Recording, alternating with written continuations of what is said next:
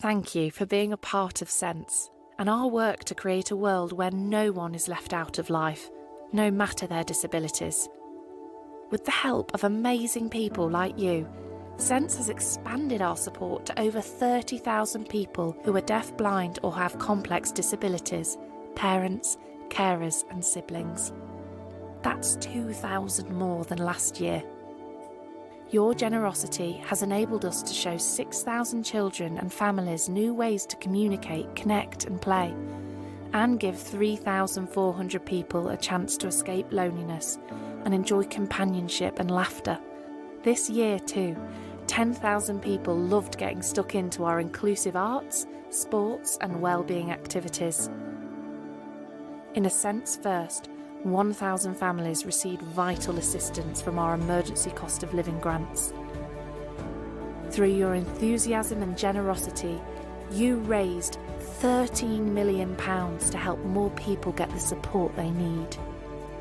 And our shops received over 1 million bags of donated pre-loved items. Thank you to everyone who joined us to campaign for change. 80,000 of you signed our petition calling for greater financial support to disabled households during the cost of living crisis. Groundbreaking research has shown that there are 1.6 million people living with complex disabilities in the UK. Together, we can keep expanding our reach, ensuring that even more children and adults who are deaf-blind or who have complex disabilities can take part in life. Thank you. Find out more about the difference you're making. sense.org.uk/our-impact. Aiden. Yeah, it is. In fact, the first thing you see is Alex. Like that is Dear the Lord. first Concern. Yeah. Like it's the banner, a couple of things about it, and then you.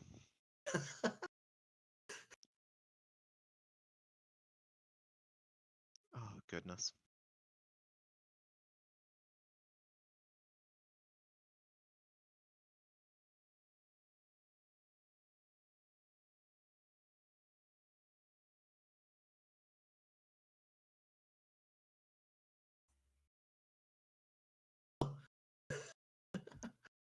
It's me.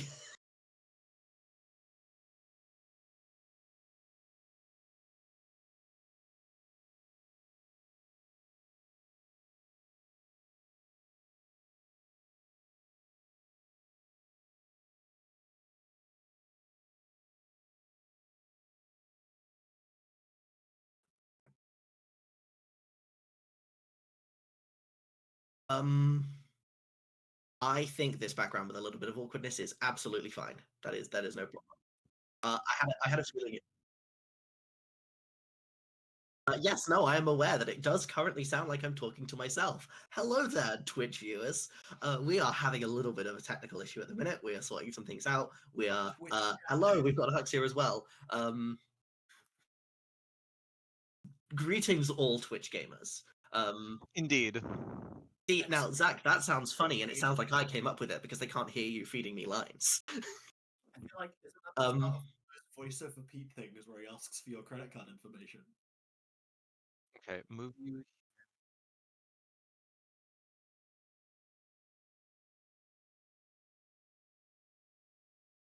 Oh, we are as mentioned having a little bit of a technical issue at the minute. We are also down just a little bit while we are sort of switching over between games. So thank you for your patience. We will be back and joining you with some hot Hollow Knight content very, very soon. But in the meantime, just sort of before that sorts out and before we start our game, and we are sort of accommodating for people having had no sleep over the last 48 hours, I am going to take a little bit of time to talk about why it is that we are all here, which is we are supporting Sense, who are a UK-based charity who work very closely with supporting and caring for disabled people, particularly people with comorbidities and complex disabilities. So when you've got multiple things affecting someone at the same time, like deaf-blindness. And Sense do an amazing amount of work all throughout the country, providing support where it's needed and helping people. And that they have got over, I believe it is over 30,000 people in the UK have been provided with help by Census team, which is just fantastic. We've been working with them. This is our fourth year working with them, and up until sort of this Tablethon, we had raised about £6,000 for them, I believe, and we are now looking at raising that to over 7,000 because we are currently on our fundraising. We have smashed through our original target of 1,000, and we are sitting at a cool £1,152, which is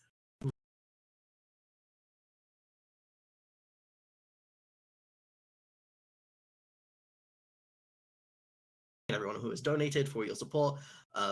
If you do !donate, that will give you information to our Just Giving if you're interested in providing for that.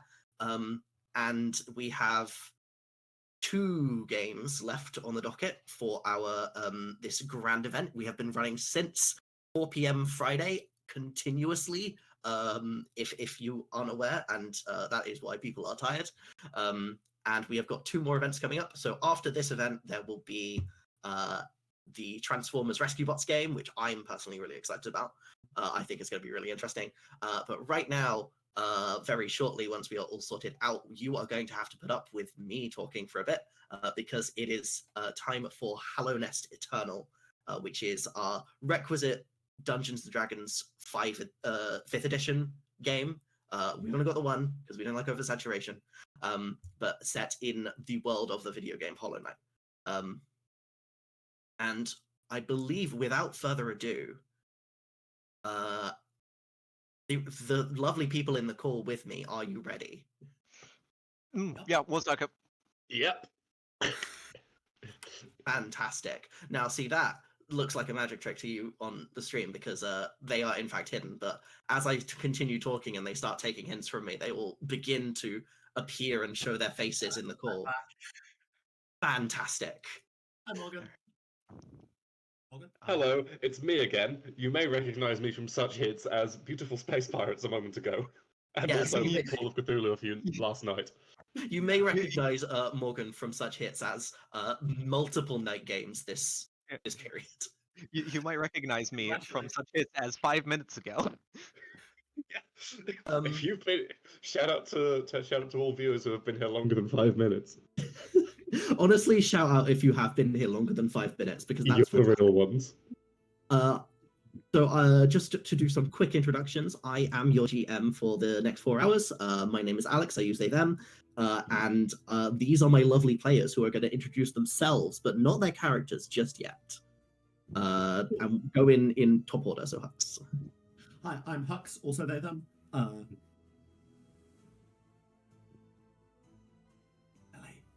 Oh, the issue is that on my screen you're above someone else. That does not help. It does not help at all. I'm Lily here. Hi. I'm Morgan, he, him. Fantastic. So, is everyone ready to get started? So excited. Oh yes, it's bug time. It is, in fact, bug time. Bug. This is a tale that is set in a world very unlike our own. Some of you may know the tales that come from this world, that come from a land of bug and beast. But this, I guarantee, is a tale you have never heard before. As we stroll past the empty wastelands that would ask for silence, if not for the howling winds deafening, we come to the one small area of a void expanse where there is light. We see a small village on the surface that goes by the name of Dirtmouth. And as we fly over this village and down past it through the dirt and the loam and the rock, we see a sprawling expanse of caverns and tunnels and an entire kingdom. We see the last civilization and only kingdom, Hallownest. Now, interestingly enough, within this kingdom of living bugs and thinking, there are three in particular who received a very interesting letter in the past few days. The letter that reads as follows. From the office of His Most Excellent, the past and future true Emperor of Hallownest, the Creator God on high, the Pale King. The peace, safety, and prosperity of the Kingdom of Hallownest are the Pale King's gifts to you, its citizens. However, this gift is not one he produces for free, nor is he, in his position, full of the requisite time needed to resolve all the kingdom's issues. The following task issued to you, as an established citizen of the kingdom, is not done so lightly, nor is it issued with the intent of loud demonstration.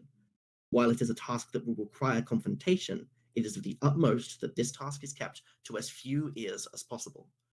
Silence and obfuscation are non-optional.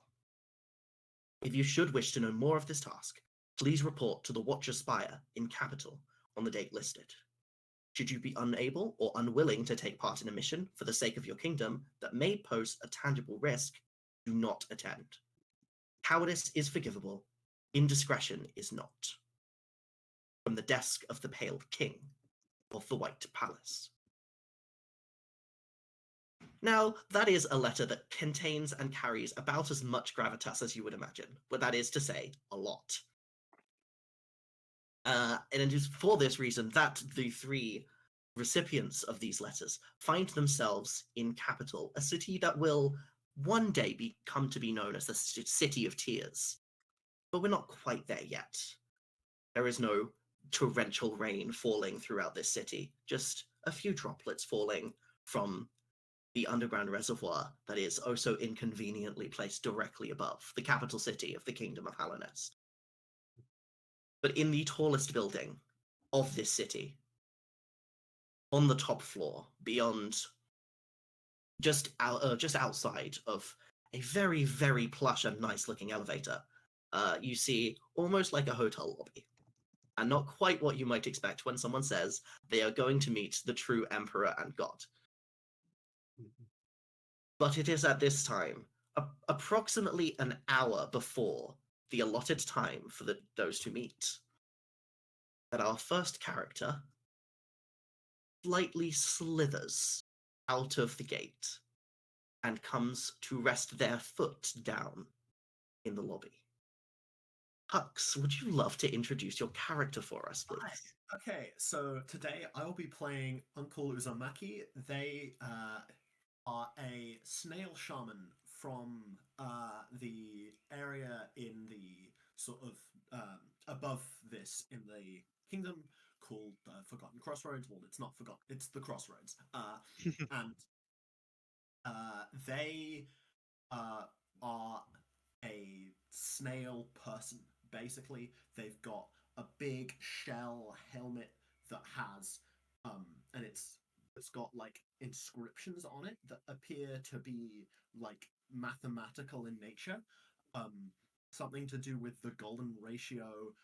Like the spiral is picked out in like a purple chalk, and they wear on the rest of their like slimy, sticky body a like white, almost feathery cloak that is well recognized as the robe of a courtier of the Pale Court. And in his little sticky hand, he is carrying a tall staff that is taller than him now in his hunched over position from both his age and his weight of the shell on the back of the head.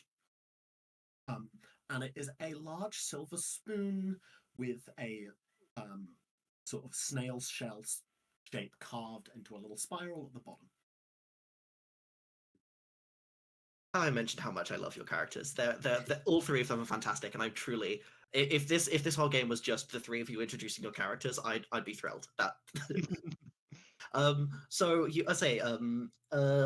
our lovely uncle has stepped into sort of this very overly fancy and plush area, very much sort of. Obviously, it's a bit odd that the Pale King is calling to meet you somewhere that isn't the White Palace, which is, of course, his home that sits underneath the capital, underneath the royal waterways, all the way down into the ancient basin.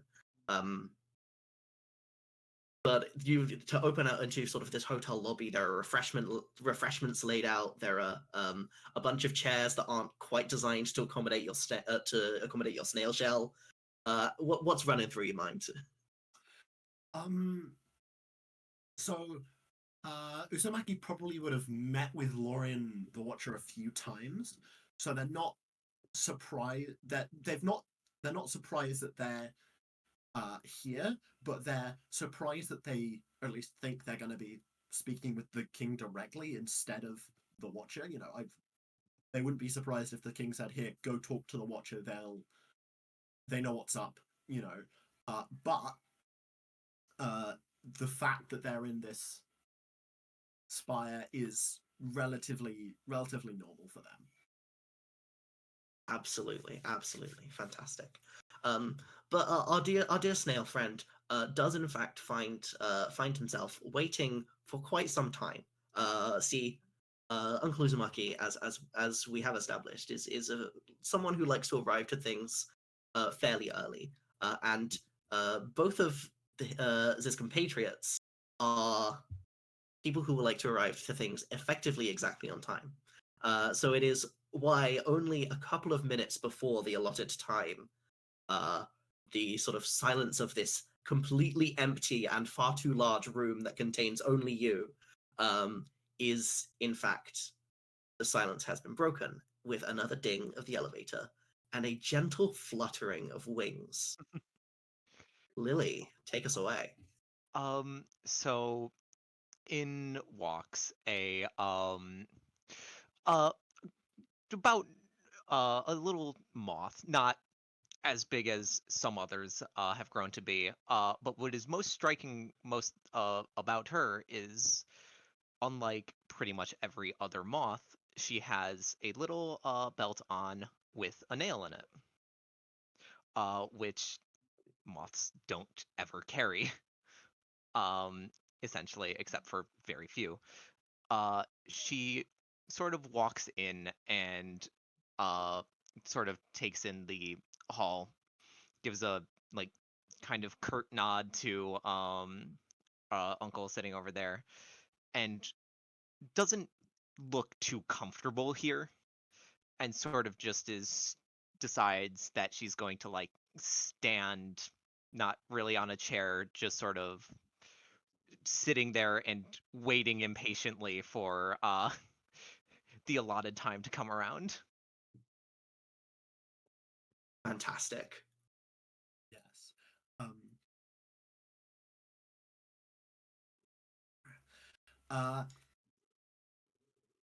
Uncle like raises his head from where he was looking at some mostly just his hands folded over the lap as they like kind of weirdly try and fit themselves into one of these chairs. And he looks across the room at this new moth who's turned up. Good day to you. I assume you're here for the same purpose? I imagine as if you got an invitation too. I have, yes. Then yes, I believe we have. It is excellent to see sort of the two of you interacting as you both try to navigate around the fact that you have at least heard of each other, but never met. Uncle Uzumaki is fairly well known as being one of the much more sociable of the snail shaman, as well as having very important places in peace accords and sort of ratifications of deals between the Kingdom of Hallownest and the surrounding areas that the Pale King refers to elegantly as yet to be conquered. Whereas Soft is well known for not only being one of the only moths currently alive that takes up a weapon, but also being a fairly vocal proselytizer of worship to a being that is not the Pale King himself. So it's in the two of you sort of interact with each other, trying to work out how much is it okay to let you know that I know who you are already. And just as the two of you are trying to get around that sort of social element, the clock strikes of the allotted hour that you are supposed to meet. And exactly at the same moment, the elevator doors open once more to find a third member of your little posse, who is perhaps more infamous than famous. Please give us a quick introduction, Morgan. Yes. So I am playing Dr. Cord, who's some sort of cockroach type bug, I think. That is not the important detail. There are a number of interesting things about Dr. Cord. As he enters, he floats slightly above the ground, and is followed by these 4 misshapen lumps. They seem to ooze and drift across the ground. These are his minions, for Dr. Cord is infamous as someone who has studied the manipulation of soul, the force that gives life to creatures, and has put this soul to use practically in creating a number of what would commonly be called zombies, but in this setting are known as mistakes and follies. Creatures that have been filled with soul that is not their own and has corrupted them beyond their original form. Cord is wearing scale mail made of these interlocking plates and has a belt on which hangs a leathery pouch and a number of small like potion flasks that contain this glowing white liquid. He's also draped with a cloak that appears to be made from some type of creature, but it's really quite difficult to tell what. In Yeah. fact, you might even say it's quite difficult to look at directly. Yeah, your eyes seem to slide off it. Mm. And he sees the two of you there. Yeah. Other invitees. No sense wasting time. A pleasure to meet you again, Dr. Cord. Yes. Hi. Sorry, Lily. I don't remember what your character's called. It would be Softy. Softy. Yeah. Softy? Softy. Yep. And I yeah. have also been saying that wrong. Thank you. Yeah, it is. I don't remember why I came up with this name, but it certainly is. Fantastic. Yeah. Uzumaki. Softy. Let's see what the Pale King has in store for us. Yes.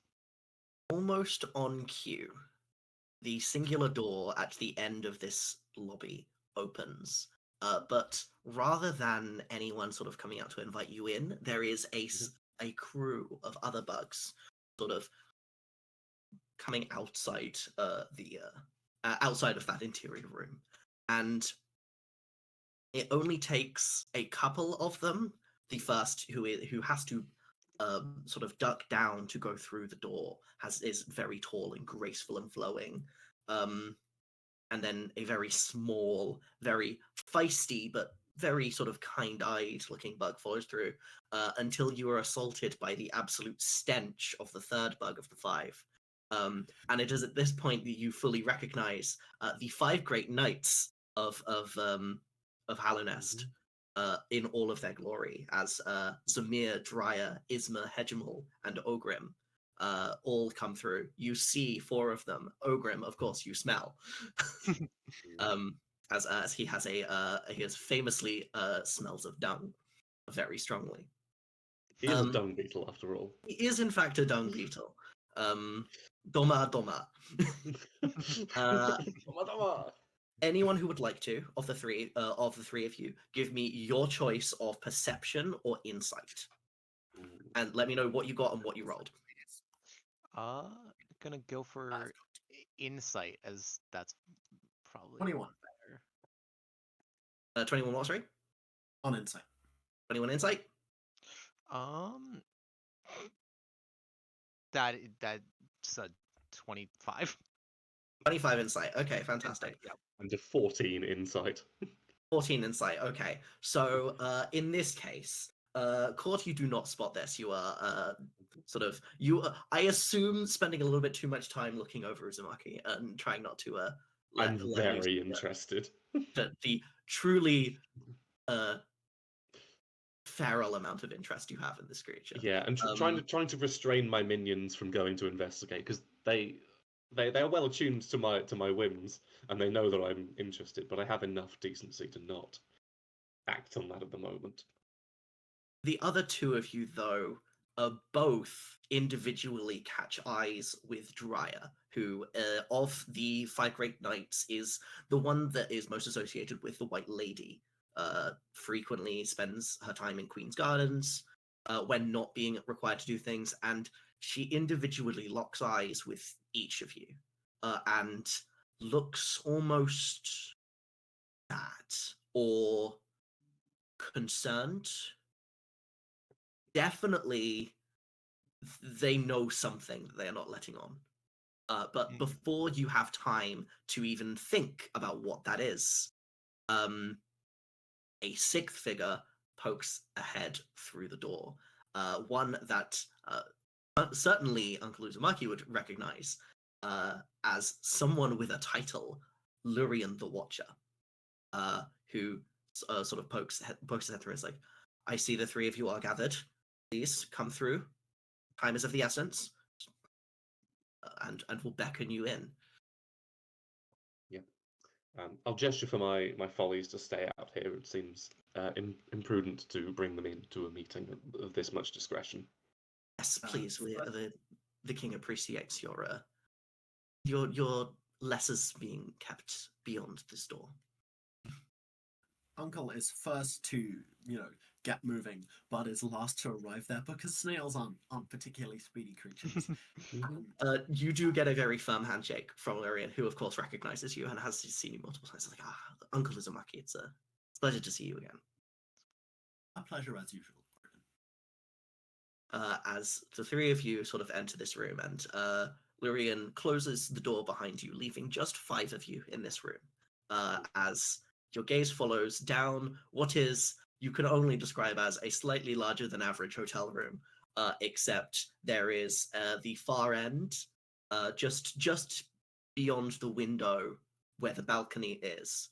Just before that window, there's a slight portion of the floor that, for whatever reason, had to be raised slightly higher up, and there are some steps leading up to it, which serves just perfectly for the someone who you would all recognize being sat in those awkward hotel armchairs, trying to look as regal as possible.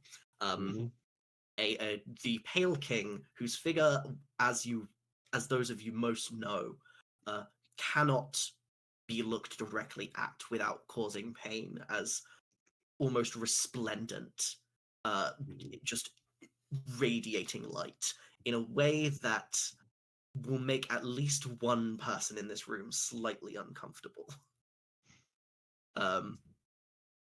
But sort of as you all step in and I assume somewhat pay your respects, as one does to royalty and or deities.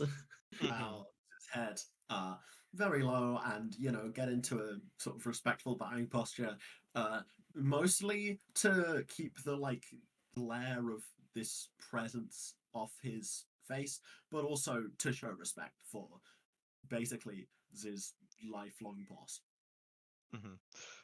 Softy is like very much sort of straightens out, so she is as upright as she can be, and about all deference that is given is a nod to his presence as he is here.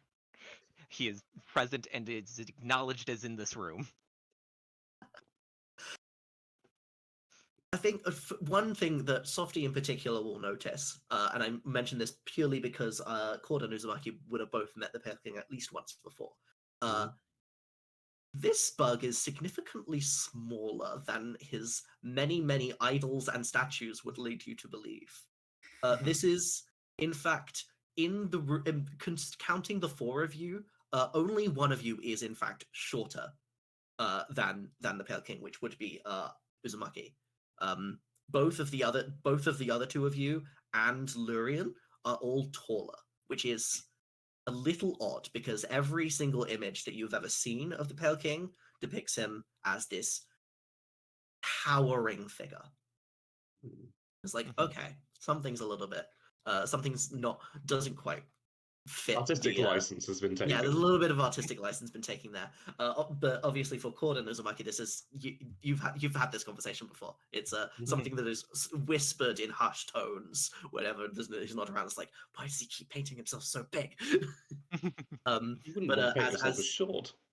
As the three of you come in and each pay your own version of deference, or lack thereof, the king sort of nods and says, "It's like time is something we have very little of, so I will keep the formalities brief. What I am about to discuss does not leave this room under any circumstances. Are we clear? Of course. This is not a matter of I would not like it to be. This is a matter of your lives will be forfeit if this is discussed outside of this room. Are we clear?" You are perfectly clear, my lord. I am well used to keeping secrets. About as clear as you can be. He takes a deep breath and looks almost uncharacteristically emotional. There is sort of, even for those of you who have met the Pale King before, he is brick wall. This is a man who cannot be phased. However, you do not even need to roll insight to know that he is slightly concerned. You may be wondering why we are meeting here, and not within the confines of my palace, of course. It is not so much a simple matter. In fact, you may have also heard recently that the royal waterways beneath our capital city have been sealed and evacuated for maintenance. This is, as you may have pieced together, an extension of the truth. There are foul issues at play throughout the ancient basin and rising up above the waterways. There have been problems. Something that has been well sealed beneath the confines of the ancient basin is somehow less well sealed. And violent and powerful tendrils of shadow and ink are spreading upwards. This is not a scathing matter. This is not something that can be taken lightly, and in fact, this is why even my 5 great knights do not know the extent of what is going on. In fact, I called on the 3 of you specifically, not only because you are known for your abilities, and as leaders and diplomats and as combatants, but also, and his eyes sort of linger on Softy for just a minute, just a second too long, as outsiders and those who are not strictly subject to the specific ruling of the kingdom, because this is something that needs to be handled with inordinate subtlety and silence. You cannot be seen acting directly. Of course, my rule, as you will all well know, is absolute. And as once again, shit lasting a little bit too long on Softy here, many of you, as you will know, there are those who view my presence as as some form of contagion, or will view me as less weak, or not as less strong, or not even as rightfully your god. The position that I must take here is of it has everything to do with image. The less that this can be handled through official channels, and that this can be made to disappear without knowledge, the better. Mm-hmm. This is, I understand, a dangerous task to take on. And as it stands, I cannot compel you to take this on. However, for the good of the people of this kingdom and the people that you each represent, may I count on your assistance? Question. I, out of character, know exactly how bad this is, and it's very bad. Could I make some kind of, like, history check to have, like, an inkling of, like, is this Black Tendril stuff something that I might have heard of in my studies, just to make sure my character grasps some of the magnitude of how nasty this is? Yes and no. So, part of your OC knowledge here, which I know what you're thinking of here. This is a lot of this is brand new. This is like some of the first time it's appearing. However, you in particular, because I've read through your backstory, I know what kind of person you are. Give me a history check. It's going to be difficult. That's fine. I've only got a +1. I doubt I'll succeed. That's a 17. 17. I'll give you a little bit. One of the things that you have read is of the civilization that lived in the area that we now know as Hallownest, but before the arrival of the Pale King, before the arrival of Deep Nest, before the arrival of Green Path, and before the arrival of the Snails. Before any of those who we know currently as Hallownest's civilians had arrived, there was something older that had destroyed itself, and hence why Hallownest is such a fertile land and was so conducive to growing. And they worshipped something black and inky. Awesome. How does Uncle Uzumaki think about this then? What's going on in that little snail head of his? Z is at this point, like, this has gone from a fix thing that is probably going to, actively threaten the, safety of civilians to, just something to keep the king's reputation up to. So this is a problem. But yeah, sort of the unanswered question of can I rely on your assistance just hangs in the air. Yeah. Cord nods. I can. You can rely on me, yes. I will do what is necessary to protect the moths. That gets you once again a lingering look. I will not make anyone roll insight here. Of the three of you, the Pale King holds the most contempt for Softy, and it's not subtle. But for each of you, the Pale King holds a certain amount of contempt. It's very much deserved. You are all three somewhat disliked. Mm-hmm. Which is why it's like, this is part of why you see how sort of pained he is that he has to rely on you for anything, or for Uncle Uzumaki in particular, something that isn't politics. I yeah, Uncle's interactions or involvement with the Pale King has mostly been pushing himself into it and sort of friendly causing problems. Um, and then making sure things get resolved rather than being given something to handle and juggle.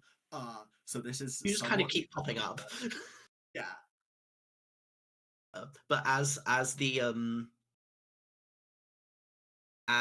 sort of the three of you all agree in your own ways, the Pale King raises his hand, and you see all three of you are users of magic in some way.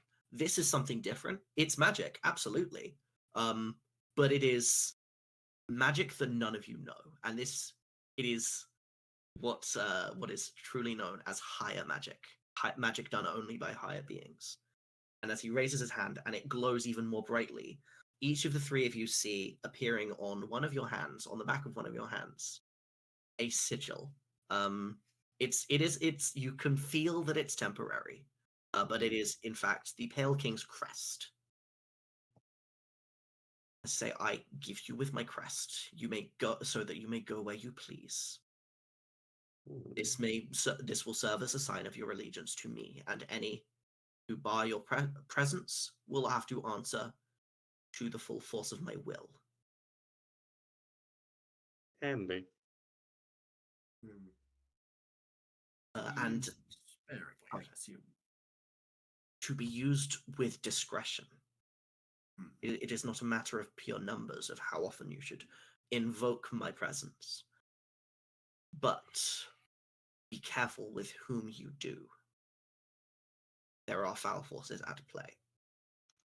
And as he says that, you see Lurian comes out from his little corner where he was sat in his own little chair. And in front of sort of the very obviously hotel coffee table in front of you, stretches open a map of the known world. You see sort of there is where you are in capital, as the city yet to be known as the City of Tears.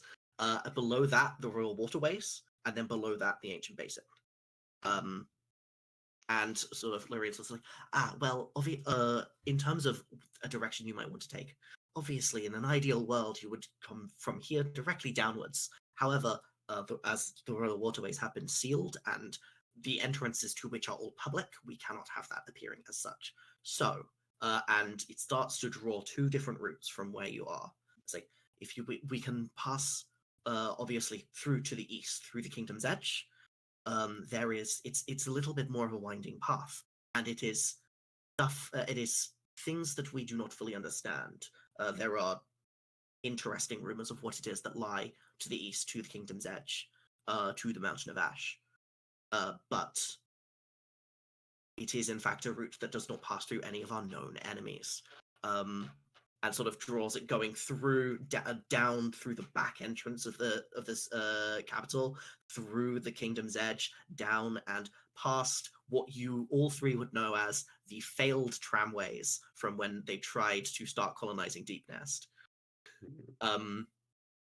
Spiders are not happy about that. And then returns up to the top, and it's like, alternatively, there is a more well-trodden route. However, it may not be to your liking.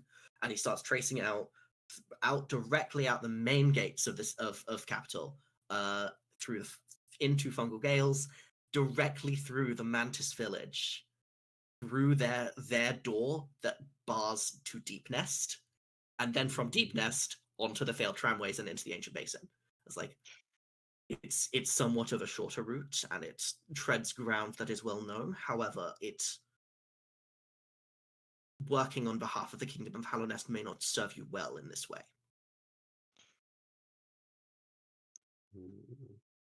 I believe it would be more prudent to not further anger your rivals in the area, and rather, if there's something that is meant to be done with discretion, then it would be a more prudent path to take the route through the Kingdom's Edge. It was my own first thought that might be the case. However, I thought fit to present two options purely because our dear Uncle Uzumaki has in fact arrived. And sort of Lurian sort of defers to you as someone who already has some good relation, some says good relation and then backtracks and says better than the rest of the kingdom's relations to both of the major parties in this area. And if we are not working on behalf of the Pale King directly or obviously, we should find our passage somewhat eased. Yes. Can we disguise this at all? The second that you say that, it disappears. Yeah. Interesting. And it is very, very clear that you can choose to show it or not. On a whim. It does not require an action to turn it on and off. It is on or off whenever you want it to. This higher magic warrants further study. Give me insight. Absolutely. 7. Oh, yeah, no, Lurian sort of nods as at you saying that, and is, you start thinking about like the ways that the higher magic sort of differentiates from what we know as soul magic. And you do not feel anyone is displeased with this. Wouldn't care, to be honest.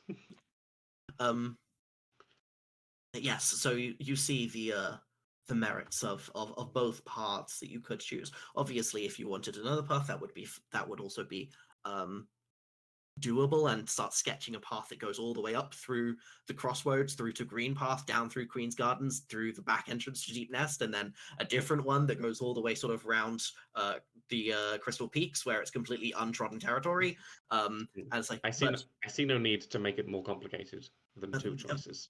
Naturally, these are the two most direct routes, and this is, of course, a matter of urgency as well. If this is a particularly secret mission, we should take the lesser trodden path then. Yeah. If discretion is as important as stated, we should be seen by as few individuals as possible. I agree. I see. Excellent. And he rolls up the map and tucks it almost into a shell that you can't quite see, and it just kind of disappears. Your attention goes back to the Pale King, who nods at the three of you and says, "You pass with my blessing. Let it be done. Thank you for the work that you do, not necessarily for myself, but in service of my goals." And sort of and gestures with an open hand to basically say, "Get out." Yeah. Needing no more excuse to leave. Yeah. Cord absolutely takes this cue. I am at the service of people of this kingdom. Goodbye. I am loving the amount of microaggressions that are going on between the four of you. You all absolutely hate each other. It's fantastic. But as the three of you get up and leave, Lurian follows just for a second and sort of pokes his head out back into the sort of the hotel lobby, and pulls out a second, slightly different map, which you see is a lot smaller, and it's a lot more detailed map of Capital.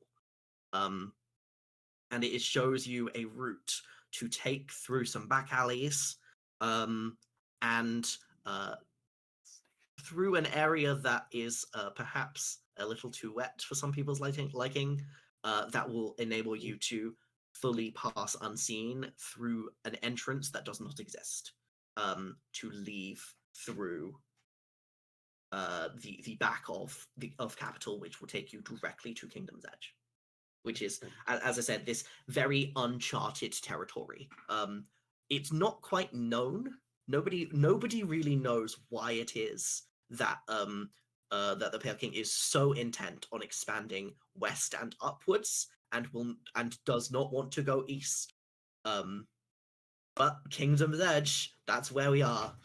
Let's go. and you start sort of winding through these streets, and you get a little bit wet as sort of some droplets from the flooring start to fall. As you say, it's not the City of Tears yet, but it certainly will be. And have to take a quick dip to get through this sort of almost like a portcullis, but solid wall, if that makes sense. Yeah. It looks like it's just a little like storm drain pool, but it goes fully under, and there's no wall underneath the water, so you all get sopping wet. Yeah. Is this an exit that Cord would have known about already, or is this something new? Oh, absolutely not. This is brand new information to all three of you. This is very interesting then. Before leaving the Watcher's Spire, Uzumaki would have probably taken a minute to do just a little spell on the cloak as he was wearing to not make it so obviously a robe of the White Palace, and be something more like, something more like Like a the traveler's Snail cloak. Shaman traditional or whatever. Yeah. Shifts into being a little bit more conspicuous. Sorry, a little bit less conspicuous, even. Yeah, Yeah. The less complete conspicuous, opposite of the thing ideally. that I just said. Yeah.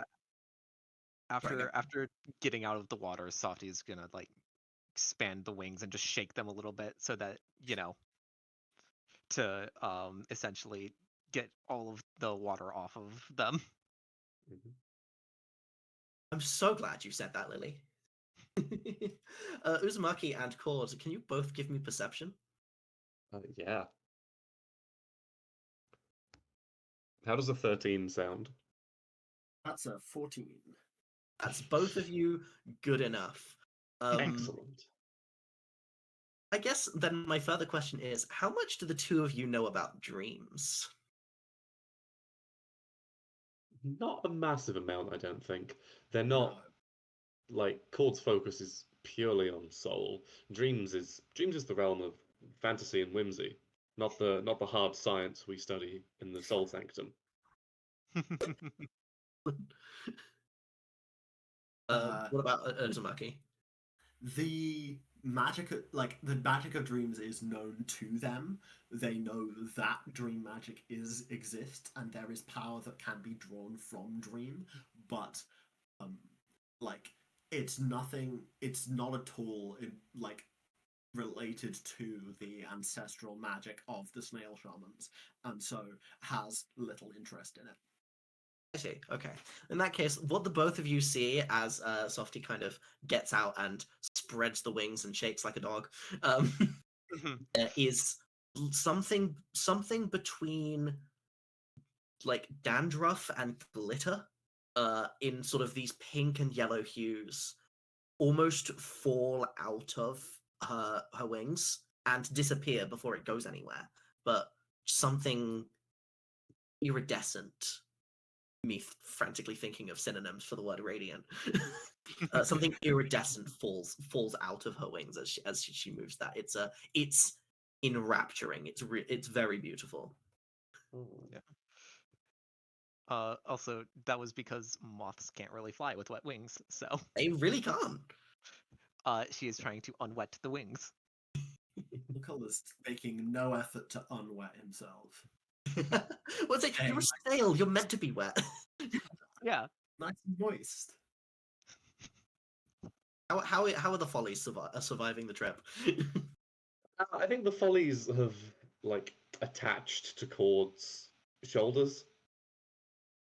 Because they're not going to. That is a fantastic visual.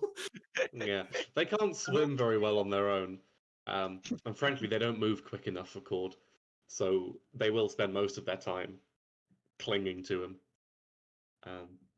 And yeah, they're damp, but they're already kind of slimy. So absolutely fantastic. Can water be wet? Oh, don't start that conversation. Do not start that conversation. Get in the comments. Tell us, can water be wet? Yeah, Scream Chat, come on. Comments. Tell us your status. Do you think water is wet? Yeah. Get that engagement up. And as We've you got are someone saying putting water is that- not wet. You're wrong. Yeah. See, No, you're right. I'm not Water going isn't to take wet. a stance because at least two of the people in this chat are in my house. But as sort of this all on you as one of you is shaking off, one of you isn't, one of you is detaching volleys from your neck. You find yourself in a place that you have only really heard of. None of you have been to the Kingdom's Edge, really. Cord, you would have heard about it and seen it on maps. Uzumaki, you certainly wouldn't have been here because there is ostensibly no one who lives here. Cool. And Softy, this is quite a bit below the resting grounds and Mhm. sort of the tips of the Crystal Peaks that you call home. It's very untrodden ground for all of you, which is why it is really rather odd that not 5 minutes after having sort of closed up the signs of you having left through this sort of very secret exit, that you see a little bug, some kind of beetle or cockroach, running up to you, or in as much as one can run while limping. It's like, oh, sir, you look really strong. Please help me. I really need some help. Yeah, Softy is going to reach out. Hey, everything. What's wrong? There was some really strong people who were trying to fight me, and I don't know what to do. I'm so worried. Please come and help me. She's gonna sort of look at the others like, well, come on. Yeah. Yeah. Cord cracks and stretches. A bit of warm up wouldn't do us any harm.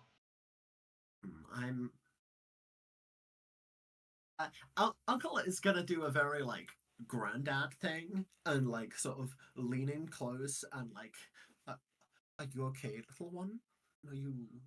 Can I? Thank you so much for all of those responses. Can everyone tell me what their passive perception is? Ooh, That would be 12. 11. 11.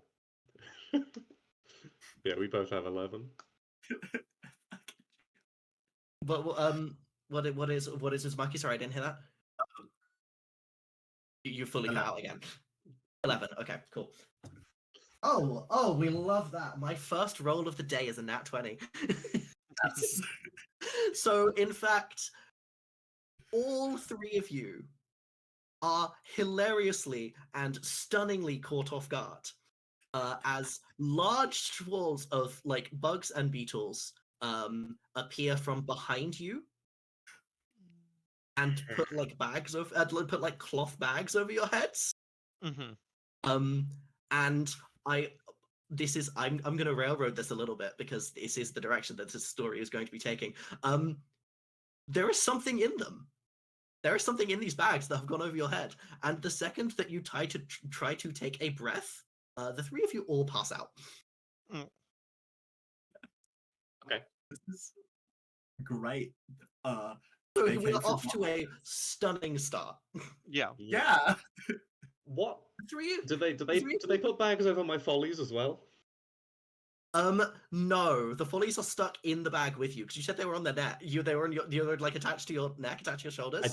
They are all in the bag. I commit to my mistakes. I appreciate it. That meant I didn't have to come up with another way to sort out all of your minions. Do you know how much of the balancing problem for this game has been trying to account for your minions? Most of it, I imagine. Minions are terrible in a game like this. A large portion of it. But as the three of you all start to come to at the same time, you find, oddly enough, after having ostensibly been kidnapped, you are not bound. You feel you're sat down in the middle of this like big sort of dusty circle, and you aren't being restrained.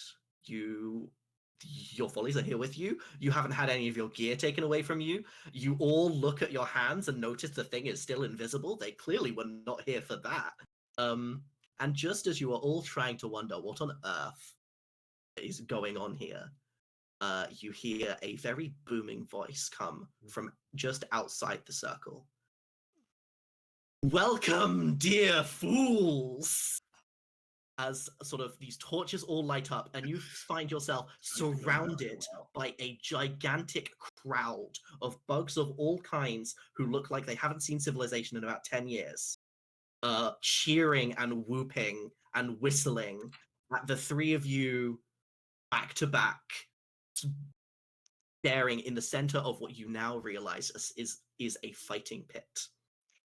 Softy is going to hold her hand up at whatever is talking, and she's going to try to cast it at that. Cool. What are you casting? It is just an Eldritch Blast. It is not It is anything. just an Eldritch Blast. I am thrilled to announce then that it gets about halfway there and is immediately counterspelled. Mm-hmm. I'd like As you now look around a little bit closer, and you see no less than sort of 8 to 10 different people holding like books and staffs around, around sort of at allotted points within the crowd around the corner, and you realize this is their version of like putting a cage over the fight. Is you've got just a bunch of people ready to stop whatever's the hell is going on. Yeah. Mm-hmm. Sorry, someone else was about to say something before I started that. What does this look like, Safety? I want to know. I want to know this as well. Yeah, it Also, is. because I really want to To be know what clear, magic looks like. the spell does go off. It Mhm. absolutely does. It's not that it fizzles. Like it does go off, and then it is cut short. Like it bashed into a wall. It is basically just two beams of essentially some of that like sort of orangish white light that is going sort of crackling with power and going directly at whatever was speaking to us.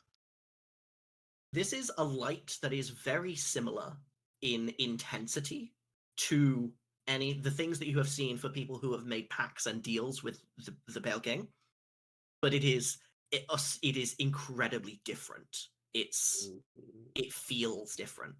It's the same vibrancy, it's the same saturation, but it feels different. And the sort of this figure sat on this throne of bones, sort of laughs. It's like, oh, there is no need for that, I assure you. I have no intent on keeping you fools here in my Colosseum. I simply believe that my fools here and I are in well need of some entertainment. I'm sure we can come to an arrangement, don't you see? Sure, I'll entertain you. Come here. You get a point blank look from this figure.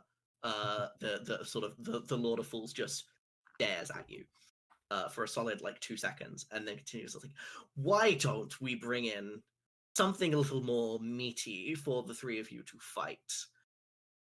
Oh, dear attendants, please would you spin the wheel? And as you all sort of look ever so slightly to the side, you see there is a gigantic roulette wheel. And it has a bunch of like different like types of bugs or things that you could fight. And there is a little bug who is very chained up, pulls on one of the little cogs, and it spins the entire wheel, and you see it just spins and spins and spins, and the one and as it sort of clicks through and stops, you see it lands on swarm of flies. And you hear a cough coming from the Lord of Fools as the person who spin it pulls it down one more segment, and it takes you a team of beetle warriors. Okay. I see Lady Luck has not favored you today. And the you see, so the circle originally that just had this big sort of dust moat around it, this just big drop, and a portion of it rises to where you see there is absolutely a portcullis and a gate that you could leave from. Unfortunately, before it opens and you can leave at all, you see a small team of beetles come in. They do not look like they chose to be here. But they sure are armed. Each of them with like they have these claws, and a couple of them seem to be holding the claws. They other beetles' claws, almost like javelins. And Unfortunately, they are in our way. there is ostensibly a look between the 7 of you that none of you want to be here, but you sure are going to have to fight to get out of here. Hmm. Can you all roll initiative for me, please? Oh, absolutely. Also, I forget. Do your follies act on your own initiative, or do they have their own? Great question. Please, for the love of God, tell me that they act on yours. I'm pretty sure they act directly after me. Okay, yeah, yeah. absolutely fine. Fantastic. 13. 13 from Softy, 11 from Uzumaki, And 15 from me. and 15 from Cord. I rolled a 14. And the beetles will all go after you. Which means that, dear Cord, the first turn is yours. Fantastic. Are these bugs you say are quite grouped up? Yes, the 4 of them have all come in like a little sort of squadron. There's just a square that they've all come in through. Are they potentially within a 10-foot radius sphere? You could definitely get 3 of them in a 10-foot radius sphere by centering it on one of them. You probably couldn't get all 4. Okay, well, I'll get 3 of them. Could those 3 of them please make a Constitution save as I reach into my pouch, draw out a small bit of stone, and hurl it at the ground, and it explodes in a sound wave of shatter. A shatter. Okay, fantastic. Right. What did I give these guys to con? Okay. What is the save DC? The save DC is 17. Oh, that is 1 pass, 2 failures. Okay, the failures would you will. like to roll damage for me, I please? have done so. The failures will take 11 damage, and the success will take half, so 5. Fantastic. That is pretty bad right off the bat. Excellent. As that goes through, Softy, you're up. Hang on, my minions. Yes. Oh, yeah, sorry, minion. no, your minions, please. Yes.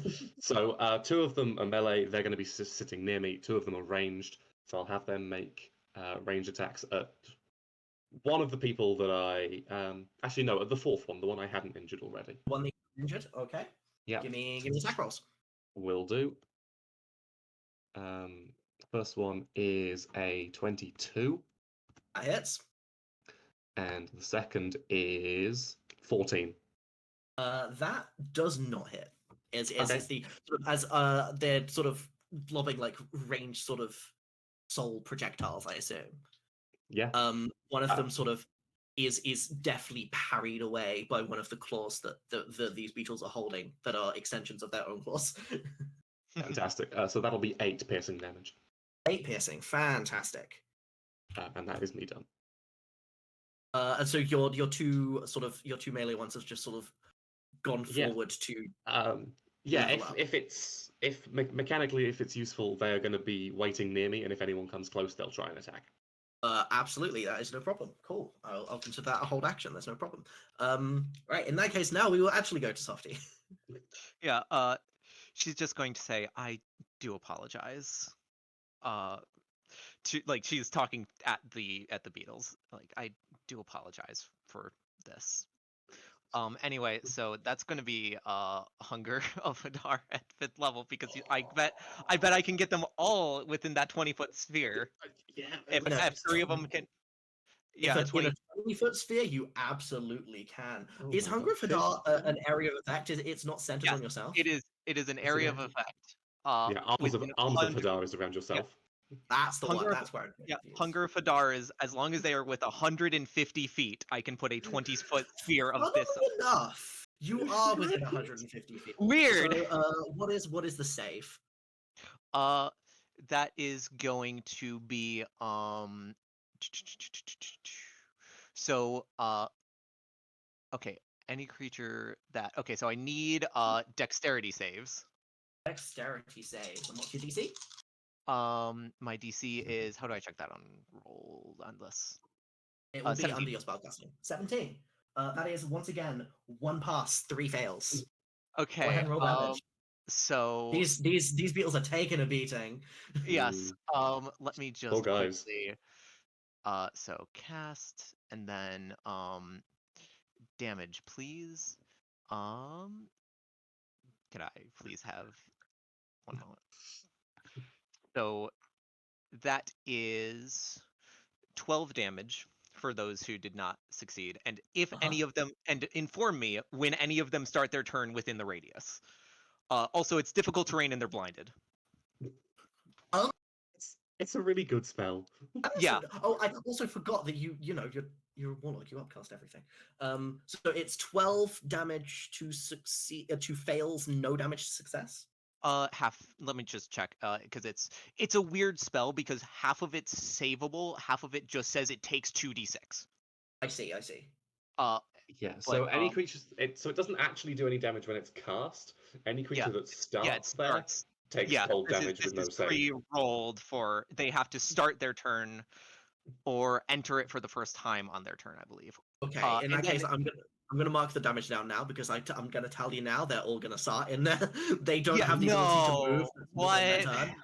turn. That's crazy. Crazy. Yeah. So yeah, no light, magical or otherwise, can illuminate it, and creatures within are fully blinded. So It'd be potentially quite interesting because your character is focused around like radiant light. If this anyway, was instead like an inverted Hunger of it Hadar, where it's a is. blinding sphere. It is. It's actually, this is, instead of being necrotic and cold, this is fire and radiant damage. Beautiful. Fantastic. As it is essentially the same sort of idea of this 20-foot sphere is filled with very much this sort of light and sort of The warmth. portal to the sun. Yeah, it like to those within it, it's deeply unpleasant because they can't see. Everywhere is bright white light, and occasionally they will trip over essentially beams of white hot light. We're off to a thrilling start. I knew this was going to be fun when I knew that it was going to be 3 full casters in a setting that does not have that much magic. So go on then. So seeing both of these horrific things happening, Uzumaki, you are fully up next. Uzumaki is somewhat shocked.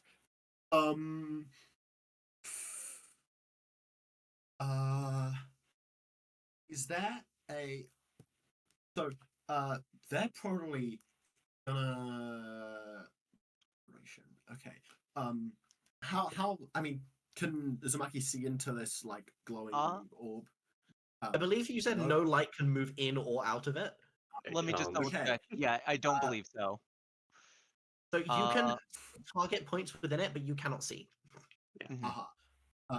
Actually, weirdly enough, fluid it's only creatures within the area are blinded. And you can see it. Yeah, you're fine.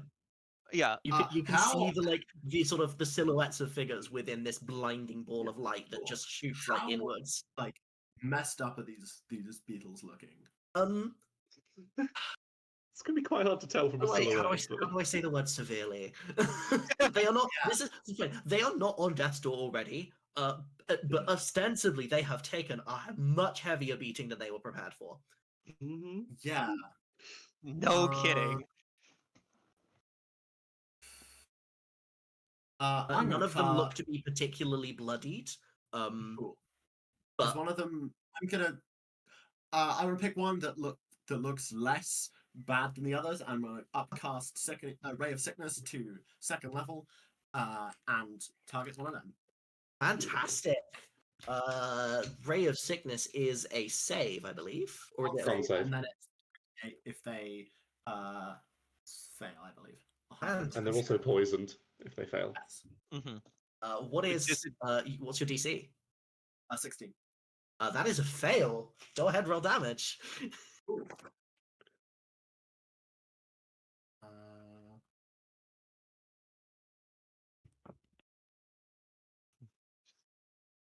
11. 11. So the one of the this is in fact the beetle that managed to somewhat escape the wrath of the very first hit. Takes another very heavy beating and trips over and falls. As it sort of feels, you see almost like its stomach is like writhing a little bit, where it's with the sickness. The Wow. yeah. So Uzumaki lifts the spoon, does a little like circle spiral midair, and a coiling black bolt of something. It looks like Cord would recognize this as soul. Mm. But it's soul like twisted almost into a spiral shape by the power of the golden ratio. And when it collides with this bug, the spiral appears on its stomach, and that's what's twisting. Like its stomach just goes. There is power in spirals. Lord, this is, as you look at this is a purer form of soul magic than you could ever hope to accomplish. I'm real mad about that. Yeah, I could also do Ray of Sickness, but not that well. It doesn't. It's like say the snails. The snails have a natural way with soul. You know this because you have studied them, and that's how you have managed to develop your version of doing soul magic. But the way that you have is, it's an imitation. Yeah. And so how does Cord feel watching this original flawless version of his imitation? How's he doing? I don't think I've ever seen snail shamans do magic up close, so I hadn't realized how important the spirals are to the magic. And I'm absolutely making a note to investigate this further. And there's a mixture of jealousy and respect and awe, just all in one, at seeing this what he has hoped to achieve for years of study done effortlessly by a simple snail. This really is the microaggressions party. I'm loving it.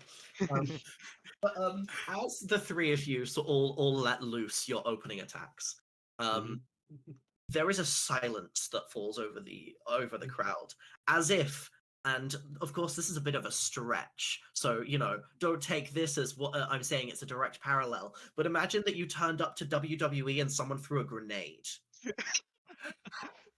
You're not entertained. Yeah. See, it is only a moment of silence before it erupts into wild cheering. Because this is truly the most amazing thing that any of these people have ever seen. But I cannot stress enough, none of these people use magic. Uh-huh. Yeah, they were not have prepared. never even seen magic. They were not prepared for the utter just unleashing of an opening volley like that. Cherry for world building some really cool magic, even if it's a low magic world, okay? No, I really appreciate it. I went into it with this exact intention. Because as soon as I knew this was going to be a part of your cast, I was like, oh, okay, they're going to be completely flabbergasting everyone they bump into. Cool. I mean, we are canonically some of the most interesting people in the world. Yes, no, well, interesting enough that the God High King of this world is like, can you guys do this job for me? Hey guys, could you got this problem? Can you? We have 4 beetles, all blinded, but are also aware that if they stay still, they're going to get hit by the blinding rays again. I'm going to roll dice for them because, as you may remember, that I did mention that this is a circle and there is a nice like trench all the way going around it. Funnily enough, there are ring out rules here. I wonder what direction they're going to walk in. Let's find out together. Ooh. One of the 4. It is specifically the one that one of the ones that got really badly hit by the first shot, and then was missed by one of the sort of ranged attacks from the follies. Looks very confused, turns around, is like reaching out, trying to find something, and then you hear a bell toll as he falls directly off the edge of the arena and is fully eliminated just by his own hand. Hmm. How far away are they from the edge? Like I say, they've only just come in. They're about, let's say, the edge of the arena just about is within the arms of Hadar. It's like if I 20 feet. if I cast something like infestation, which would move them 5 feet in a random direction, it might send them back into the Hadar, but yeah. It might do. Yes, but also it depends on where they go. Yeah. Who knows? So one of these four beetles has just been fully eliminated, and you hear the almost like hater ringing a bell as like and it looks like that's one of the beetle warriors down.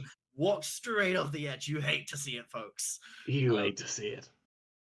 As the other three all pick a somewhat correct direction. But because two of them ended up going way too far to the sides, only one of them is sort of in melee range and is going to come and where are my d4s? Gonna come and swing a shot directly at one of Cord's melee follies. No, my follies. And is going to swipe with one of the claws that's holding another claw. And that is going to be a 23 to hit. Yeah, they have an AC of 8. Yeah, funny that. And I believe that 12 damage will just kill it outright. No, it won't. No, because they have crazy health, don't they? They have 32 HP, so this brings them down to 20. Well, it does in fact take 12. But as it is charging forward, immediately after making this attack, because it is moving so fast, it just effectively shoulder checks it. Okay. So can that fully give me a strength save, please? Sure. It's not going to be good, but I'll do it. Okay, it's a 9 on the dice, plus 1, 10. That is a fail. So as it gets just completely shoulder checked immediately after this, that it gets knocked back and is prone, and takes an additional 9 damage. Cool. From getting Does it knocked get to do its held attack? It absolutely will. Thank you for reminding me about that. Go on, keep me honest. Yeah. But in fact, both of your melee follows will get to your held attacks. Okay. What all about? Okay, so the first one will be 14 to hit. Nope, that will bounce right off And the second is a 5. And that will also bounce off. So your follies are really pulling their weight here. They're doing great. Hey, they're taking 23 damage that I would have taken. Yeah, you know what? That's fair. You can't argue with that. The two that did not, in fact, manage to pick the correct direction and just picked okay directions that don't get them killed, will both throw one of their claws, one each at Softy and at Uzumaki. So the one that is aimed at Softy will be a 7 to hit, and I assume that does not hit you. Even as low as your AC is, that does not quite hit. Yeah, it's 2 away from hitting my AC without the mage armor, but this is what you get for dumping decks. I dumped strength. You dumped both. True. And that is a critical failure for the one that's hitting Uzumaki. These guys suck. I didn't even stat them that badly. They're just garbage. I'm Sarah, really sorry. I have to take a time out for 2 minutes. I'll be right back. Yeah, that's no problem. As one of their makeshift javelins is thrown, and you almost don't quite understand, Uzumaki, that it's aimed at you because it misses by such a wide margin. And it is absolutely the blinding from being in the Hadar is very clearly still there, and they're just fully flailing. Who to guess that might have some issues in the long run for them? Once again, to use the same analogy, it's like what you would be doing if you found out that the person you are wrestling brought a grenade. Yeah. There's only so much that can be done against that. So out of curiosity, just to like orient correctly, how far away are they from the edge now? The two. So one of them is fully over the edge. Yep. Two of them are about 10, 20 Cool. feet I away was each. asking about 10 feet. That this does matter whether 10 Yeah, or 20. it's like 15, 20 feet away for those two. Okay. For the one that just the body checked the follies, it is about 40 feet away. It's like very Okay. central. Cool. I was just double checking because for some I'm reason, sure you don't have any kind of repelling blast reasons why you'd want to know that.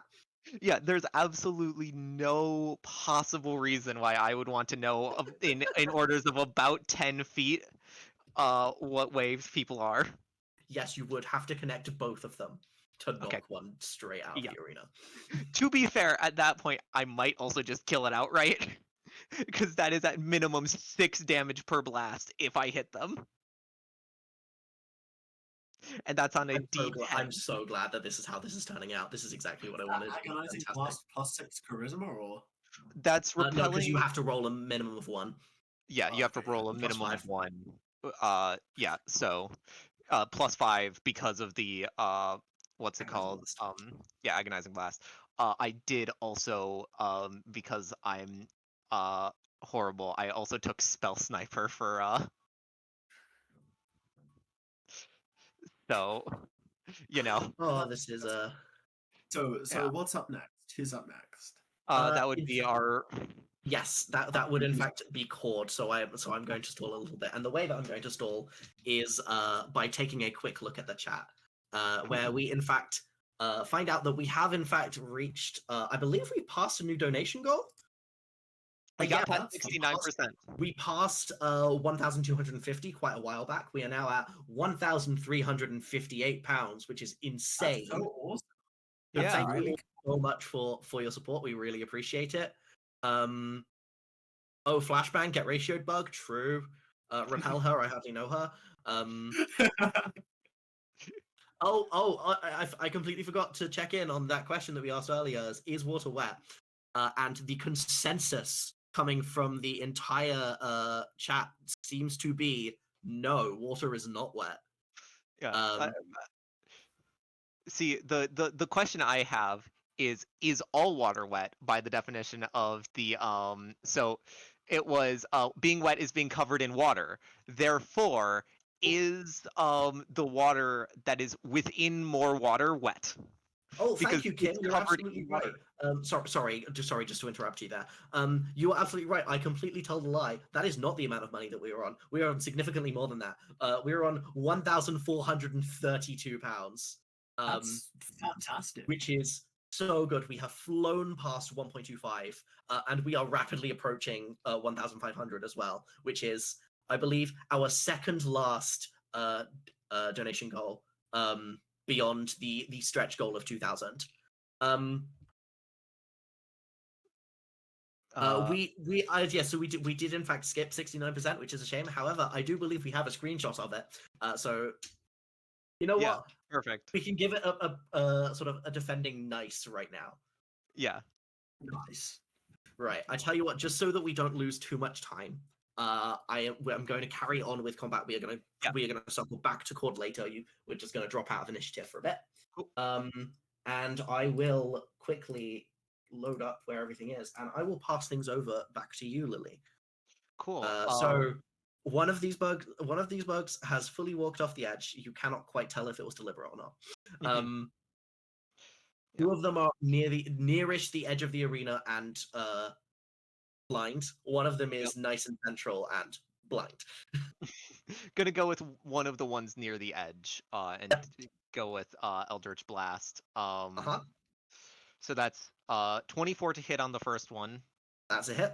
And 25 to hit on the second one. That is another hit. Do not even bother rolling damage, because I'm assuming that you're going to repel blast on both of these. Yes, I am.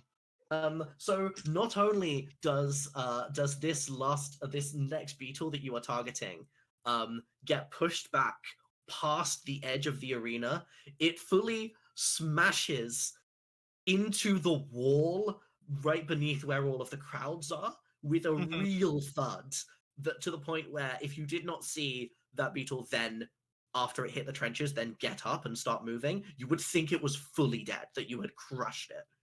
Yeah. As this thing just takes like an orange and yellow bolt right to the sternum. It is truly a massacre. It got pushed back a little bit, and then right as it was getting up, got hit with the second one to fling it just past the edge. That is once again a beetle down. So I'll skip us back in the initiative to Cords. Morgan, is everything okay? Yes, everything good. What did I miss? I mean, apart from ring out. really You got a ring downloading out. some bugs. Yeah, you're fully dismantling these bugs. We have 2 left. One of them is still in melee range with your with one of your melee volleys. The other one got knocked away. The other one is about 15-20 feet away from the edge of the arena. Cool. Can I please cast Toll the Dead on the one that's close to my melee one? You absolutely can. I will need a Wisdom save, DC 17. There's a Wisdom. Yep, that is a Wiz save. Is this creature missing hit points? This creature is missing a lot of hit points. Mm-hmm. So that in fact, I believe it is 2d10 instead of 2d8. It's 2d12. Yeah, 2d12. Oh, 2d12. Oh, yeah, no, I love Toll the Dead. It's one of my favorite cantrips. So that's going to be 18 necrotic damage. Jesus. Which is frankly insane for a cantrip, but How does this look? What does this look like? Literally reaching into the pouch, pulling out a small bell and just a single ding. You see the sort of this this beetle starts to bleed out of his ears. It like holds up where on the sides of his head where its ears might be, and is fully in so much pain. You are really torturing these people. It's great. I love it. They're fine. This is non-lethal. Yeah, these fights are non-lethal. It's fine. Two of them have just been ringed out. It's no problem. Yeah, definitely. Listen, there's a reason. Nice sand outside of the pit. They land softly. They both survived. There's a reason Softy apologized before this began. Hey, Softy it's not Cord's fault they're in his way.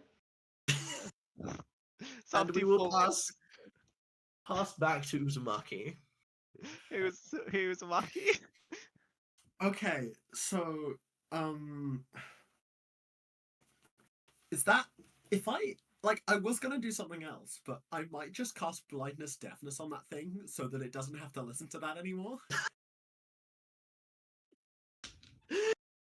That is a save, isn't it?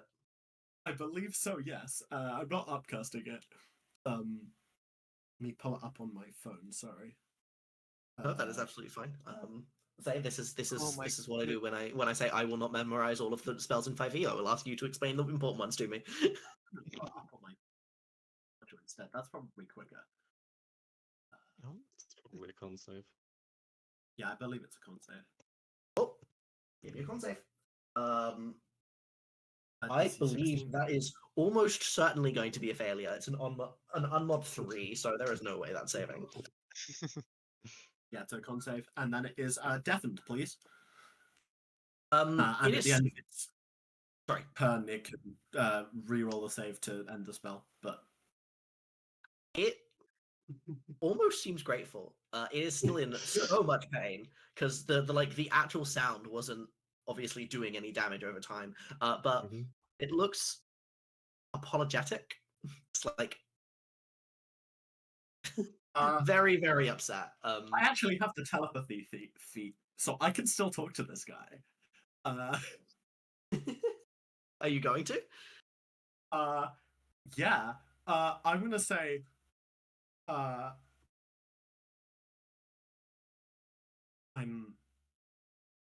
so sorry. Dr. Cord is a horrible person, and if you don't make it out of here alive, you're going to end up like one of those monstrosities that cling to him. I beg you, please, climb as safely as you can down this pit and leave. The response you get is not words. It's kind of just images, as this person is in severe amount of pain and is not really thinking clearly. It's a But you thank you reaction gif. a lot of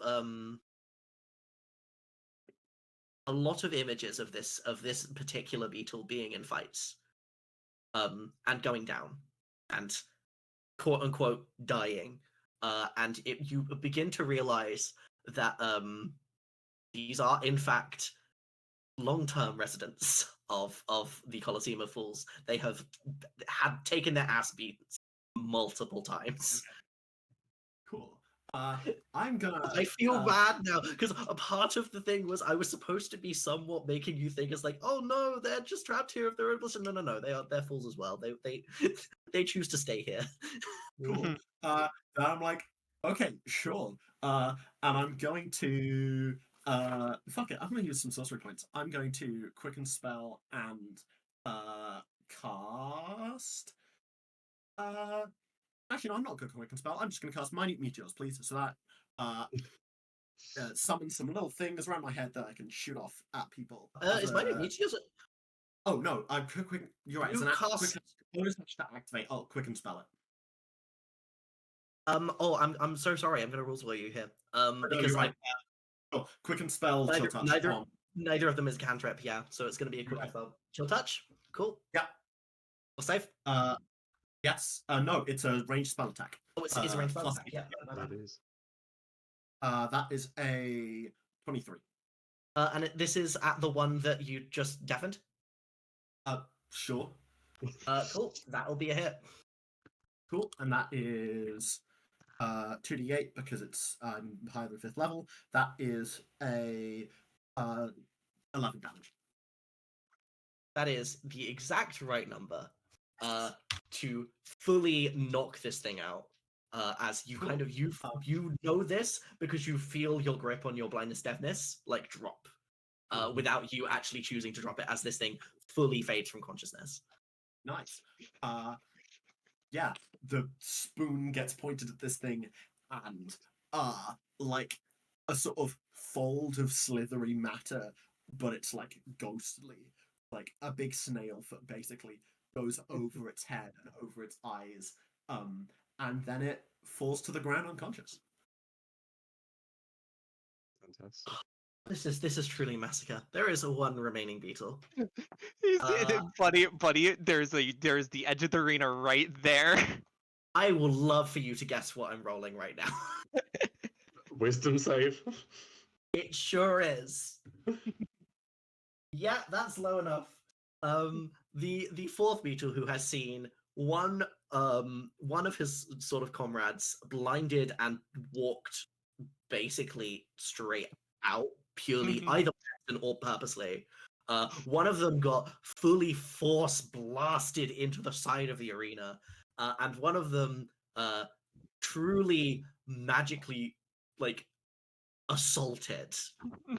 And he's gonna stop. He sort of holds out his hand. He drops his claw, and then he turns and walks swiftly to the edge of the arena and falls straight off. As you hear the bells toll one more time, and the crowd is going absolutely wild. This is the best thing they have ever seen. The Lord of Fools himself in his throne is looking with somewhat of an expression you can't quite place unless you rolled me a very good insight check. It's not going to happen. But Yeah, why also, not? It's one of the like 3 skills I have proficiency in. that's a 17. No. No? Okay. In that case, Uzumaki, you were the only one to notice this. This is, for some reason, disappointing. And you realize why it's disappointing in just a second. Because your eyes are drawn back to the gate where these beetles came in, and it's been opened. And the booming voice of the Lord of Fools rings out again. It's like, well, dear fools, that was surely an impressive display of witchcraft. as by our laws, as by the rules that by which we all live, you are now free to leave if you so desire. You are, of course, welcome to stay fools as long as you so wish. And that is, please stay. You're so cool. Immediately start walking towards the gate, bye. towards the door. I have a job. Uncle's gonna do a little wave to the crowd, but otherwise is getting out of here at Yeah. like snail pace. I think Cord would do a small bow and leave. Fantastic. As you sort of walk out through the gates and through sort of very much like a vomitorium corridor, and see a handful of chained up people to either side, you kind of give them looks, and then they look back at you as like, no, I choose to be chained up here. This is not the fact that when I say it's like people are against here against their will. What I mean is the first time they were brought here, they were against their will, and then they just kind of stay. These people are they have a particular thought pattern. Let's put it that way. As the three of you trundle out of the giant mouth entrance to the Colosseum of Fools, as the first recorded individuals from the Kingdom of Hallownest to leave the Colosseum of Fools.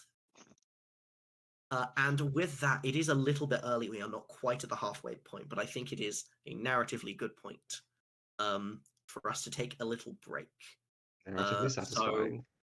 It is in fact narratively satisfying. So we are going to see some messages, or from either Zach or from some videos from Sense. Back, gang. Grand. Yes, I say 10 minutes. Back at 9:50. Fantastic. See you then. Fantastic.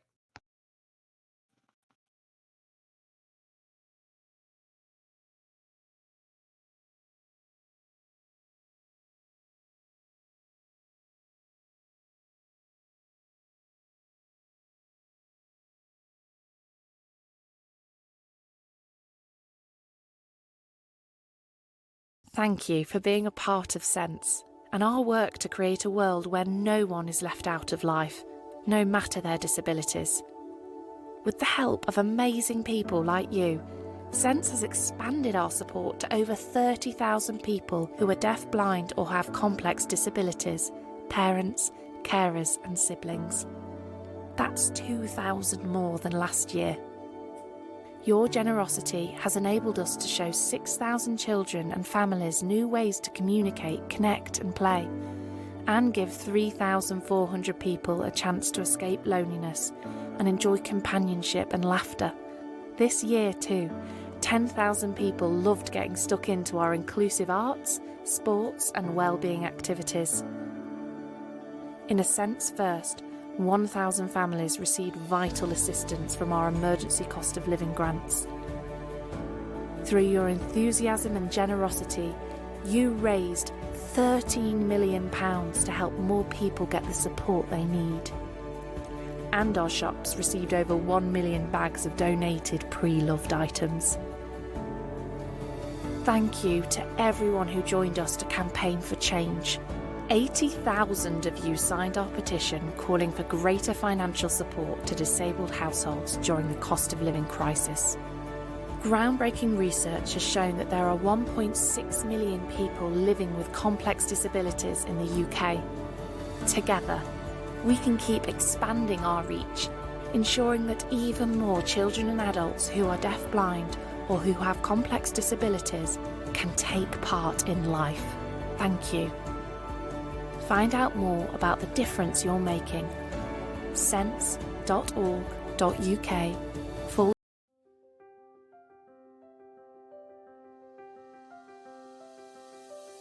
Hello, my name's Jenny and this is Libby, and I am Libby's intervener, and that means that I help with Libby's communication.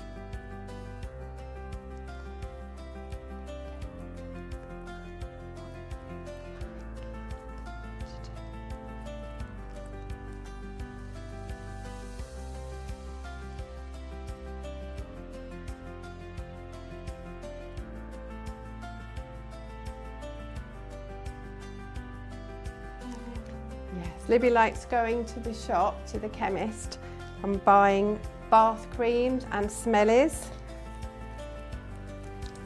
and shampoo. So if you see Libby and I out shopping, don't be afraid to say hello to Libby, because she'd really like that.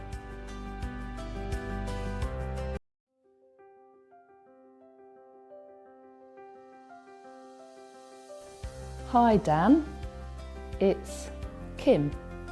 What things make you happy?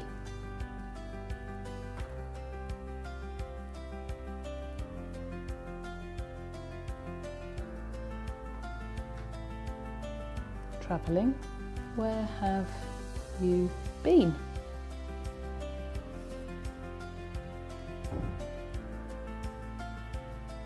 I have been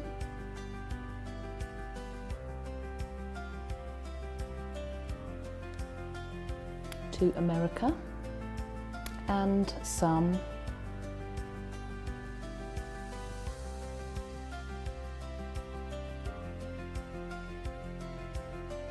European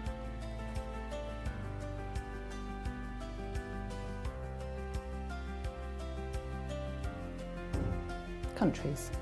If someone saw us in the street, how would you like them to say hello to you? By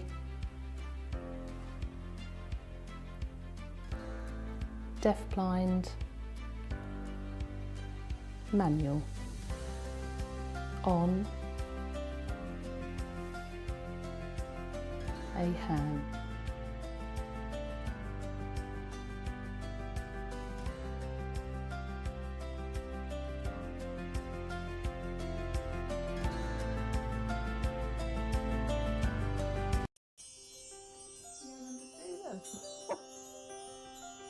For people she knows, she says hello by smiles and that whole body rocking music, getting quite excited. I know who that is. I know what to expect from that person. You know that Annie likes something by the way that she will look at it, she will move away, she will come back. Lots of this sideward head movement is often a sign that I'm actually quite happy, I'm quite relaxed, I do quite like it, but I will come back to it in my own time. If she really dislikes something, it's a definite throw it away, push it away, and she doesn't have that process of going backwards and forwards. If people were to see Annie out, the best way to say hello to her is to get down to her eye level and to wave and to have a nice sort of friendly smiley face.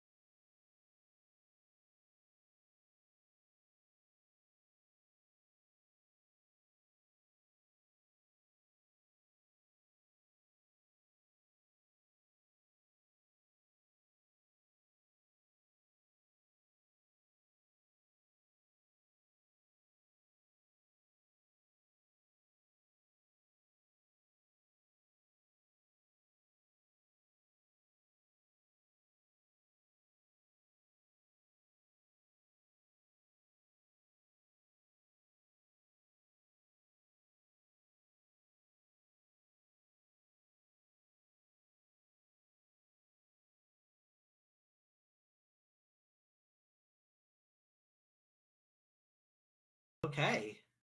Welcome back to Bugs, guys. Welcome back to Bugs. Bugs. It's time for more bugs.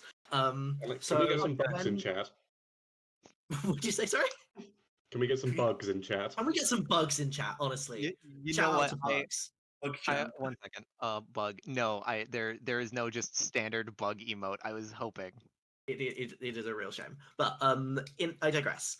When we last left our intrepid heroes, we're sort of trundling down, backtracking a little bit from where they were so rudely kidnapped up to a little bit towards the surface as they sort of descend lower and lower through the resting grounds, following this map that Lurian the Watcher drew out for you, which is a little strange that this area is mapped Mm-hmm.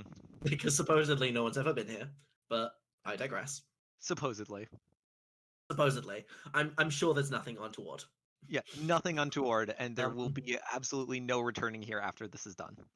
So once, so how are the three of you doing now that you have seen each other all like being terrifying forces of nature? Mhm. How are we doing? How are we holding up, crew? Um, yeah. Seeing that, like, Cord is very much willing to, like, rely on the thralls for like, you know, for self-protection instead of, you know, a good, you know, protecting yourself with your you know, Mhm. life-given gift of a cool shell. Yeah, We can't all be Uncle, born with cool shells. sorry.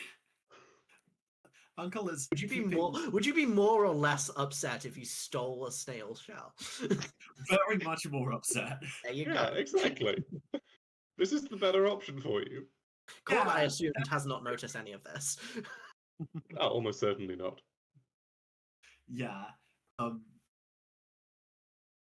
Yeah, Uncle is not happy to be working with someone that they basically deem a plagiarist. But otherwise,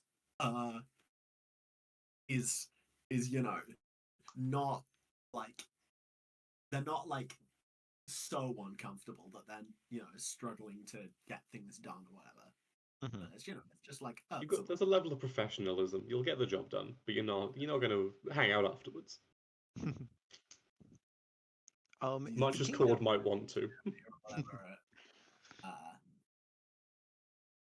As all of this is on your mind, as you sort of this all occurs to you, we see you're descending deeper and deeper, and the light that sort of filters through the crossroads and is refracted through Crystal Peaks gets a little dimmer and dimmer, and sort of the ambient darkness of the ancient basin gets closer and closer as you find yourself face to face with a ruined tramway. This is, for those of you who would know, which I believe would be all of you, not being able to reach Deep Nest is one of the Pale King's greatest shames.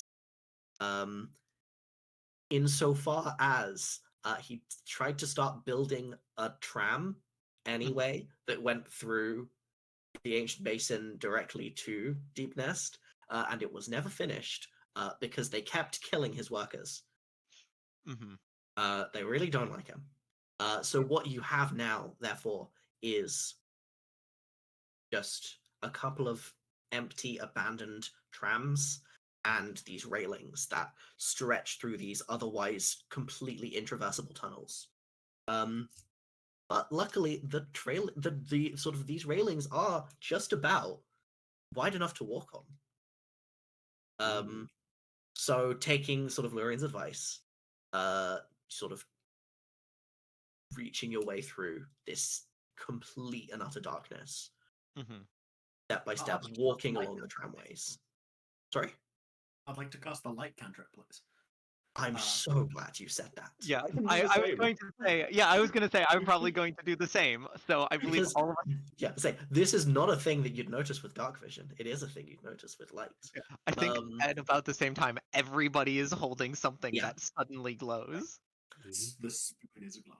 and A little the orb. thing that you notice is that each of your light sources is lighting up these canyons a little unevenly, like something keeps getting in the way. And then you realize the further you go, the less it's working, and the more you see that the walls and the rock faces are still shadowed, despite you holding your light right up to them. Mhm. And then you realize it's not shadow, it's darkness. And it is an inky, wet darkness that is, you swore you've seen it move. Thank you so much for the expressions you're all pulling. That is exactly the response I wanted. Can I poke it with my quarterstaff? Sure, you want to poke it with your quarterstaff. Mhm. Give me a dex save. Oh, interesting. Okay. 10. No, that will not do it. I'm not surprised. The point that you poke it, how gently or hard are you poking it? That will determine what exactly happens here. Like a Is it a soft smack tap. or is it a I tap? want to. If I want to get a sense of the texture of it. Yeah. You feel for a second your staff sinks into it like there's no rock there. Because, Mm. like, very obviously, it is a thing on top of the rock, right? So the rock's right there behind it.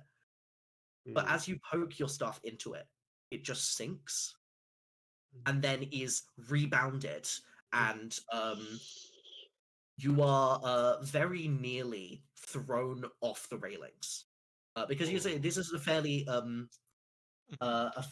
like short area, but you do take 4 necrotic damage as this thing writhes in response and catches you on the arm. I will halve that to 2 because I am resistant. You're resistant to necrotic.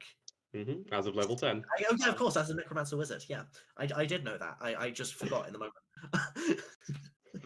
Seeing that, and the fact that the light cantrips are struggling, instead, I'm gonna use my second spell slot here to cast Daylight at 5th level, which is a 60-foot sphere of light spreads out from a point I choose within range or an object, essentially. I can cast it on an object, which is going to be the same orb that already had light on it. Yeah. It is 60 foot of bright light and dim light for an additional 60. And most importantly, if it overlaps with an area of darkness created by a spell of it says 3rd level or lower here. I don't know if upcast makes it 5th level or lower. Yes, it does. In which case, 5th level or lower, the spell that created that darkness is dispelled. The entire thing? That is, yep, it is. If Oh.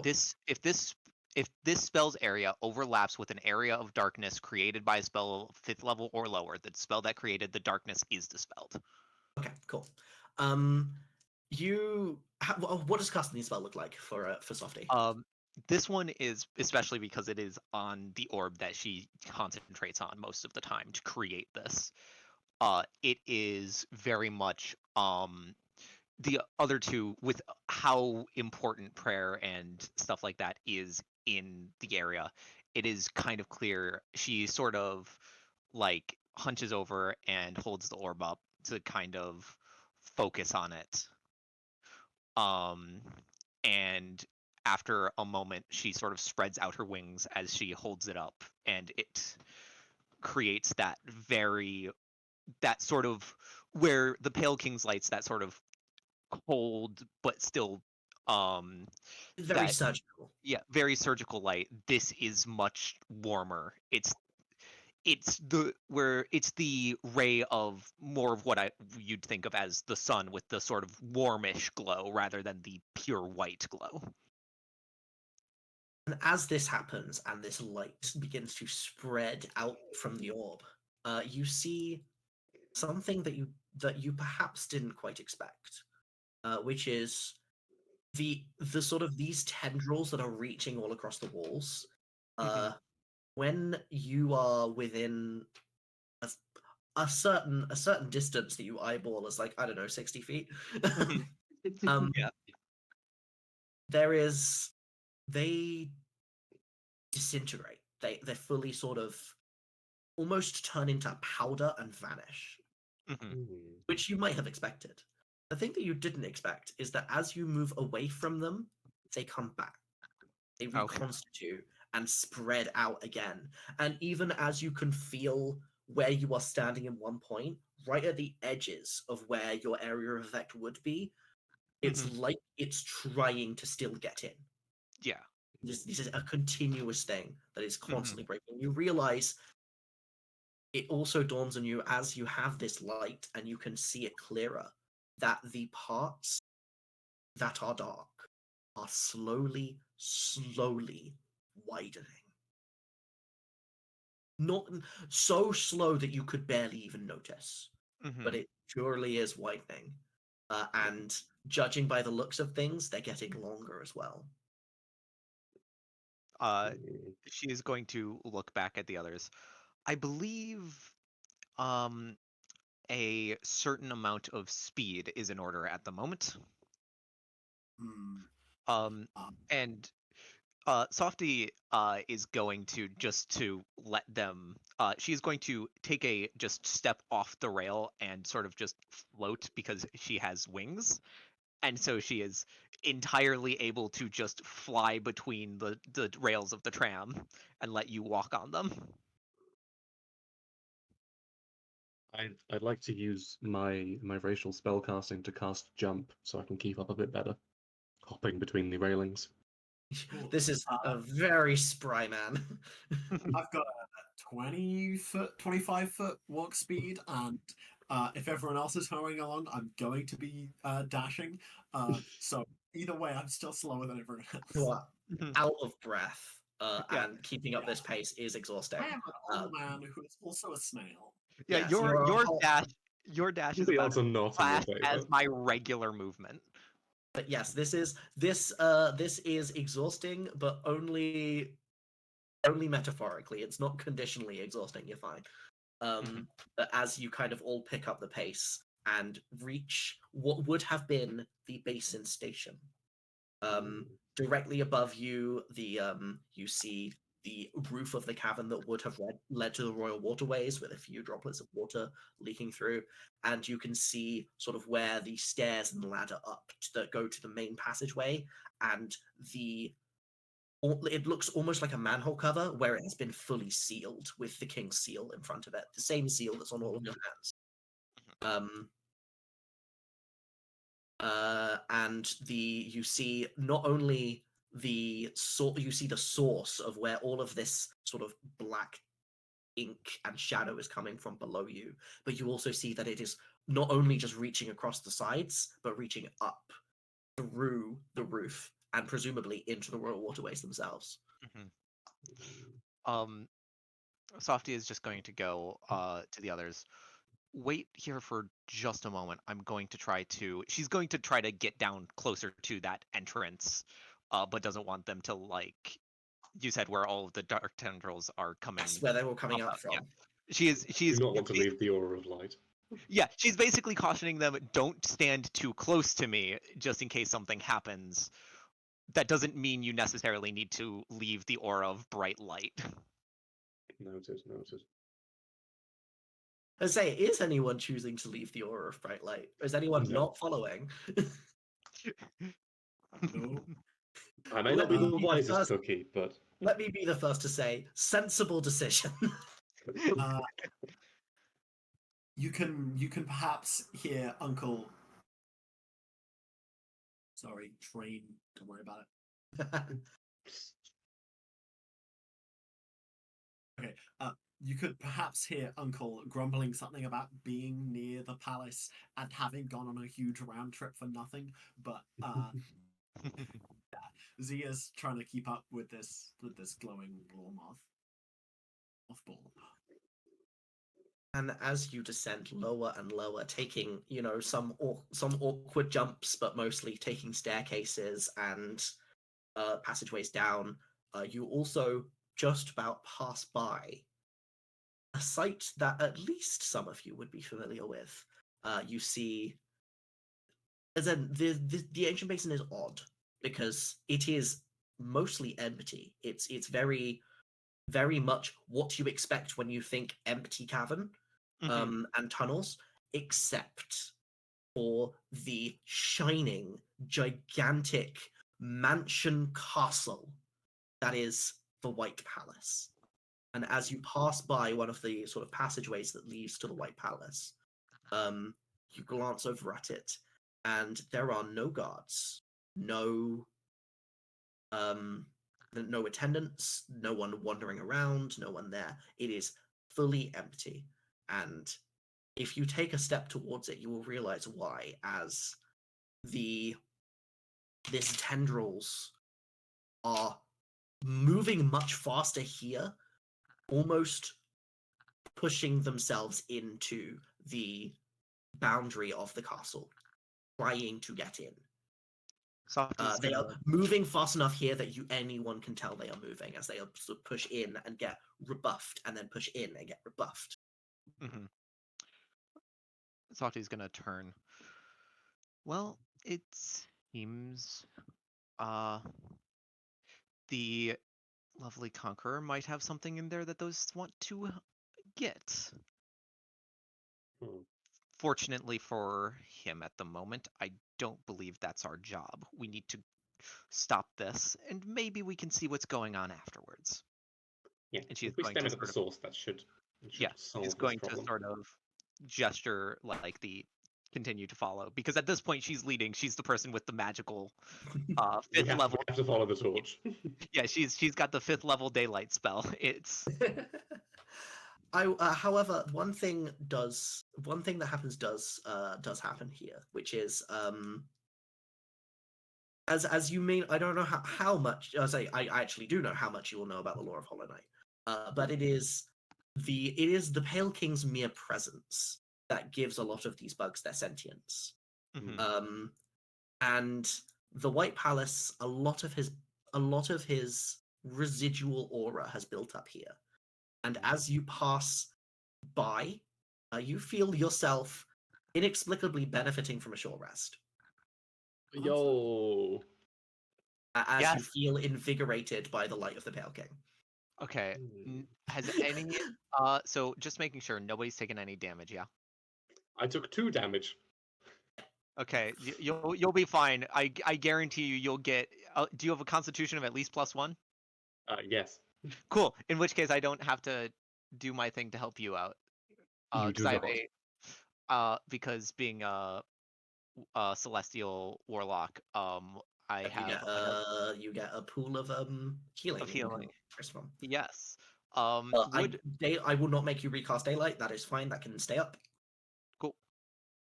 But I will. Where is it? There it is. Cool. Yep. Yes, to Softy in particular, you are not invigorated by the light of the Pale King. You are invigorated by light that reminds you of the Radiance. In its intensity, if not in its hue. But yes, as you rightfully sort of point out, nope, this isn't our job. We can come back later. There's a more pressing thing to go. You go deeper and deeper down until you reach. No longer have you got these like wide expanses or your connecting tunnels, but just a singular long winding tunnel that goes down and to the sides and zigzags back and forth.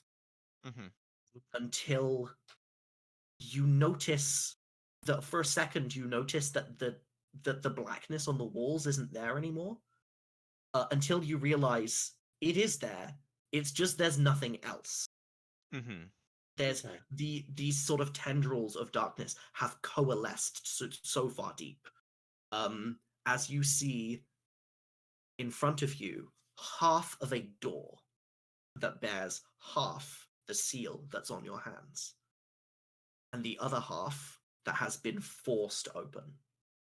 Mm, Well, that's all good. If you are talking, Hux, we cannot hear you. I know. I was talking to myself under my breath. Don't worry about it. Okay, sorry about that. But yes, so can I get perception from everyone, please? Yes. Softy can try. That's a 7. That's a 3. That's a 9. Well, that was an easy DC. Never mind. So as you all, I assume, start stepping forward, Uh-huh. you see as you pass by this door, as you pass through it, the light on it resonates with the light on your hands. Okay. Like some kind of, it's like power calling out to each other. As you look down into an area that will one day come to be known as the Abyss, and see something. And I have to say something, because what you are looking at almost defies explanation. Mm-hmm. For all intents and purposes, everything beyond 60 feet of you, yes, 60 feet, not 120 feet, Mm-hmm. is perfect darkness. And yet, somehow, something is darker. There is this roiling, shadowy mass that is hovering just a little bit in front of you over this expanse of nothing, like a trench that is shifting and changing and pulsing, and it is blacker than darkness. It is inimitable, and it is impossible to describe. I believe we found our source. Mm-hmm. So what do we do? That's the question of the day, isn't it?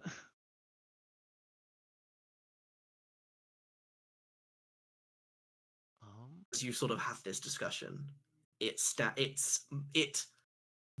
mass of shadow starts to sort of turn just slightly, you think, as one side of it turns towards you.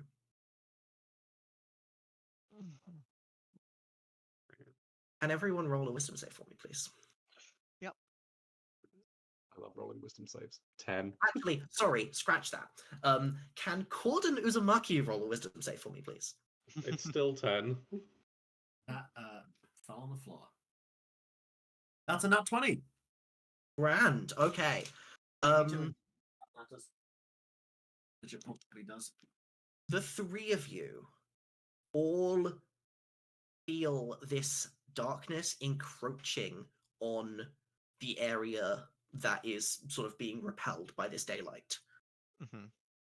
But as you do, and it distracts you for just a second, a spot of something appears within this mass and makes eye contact with all three of you. Softy, you feel it attempt to connect with you and are rebuffed by the ring on your finger.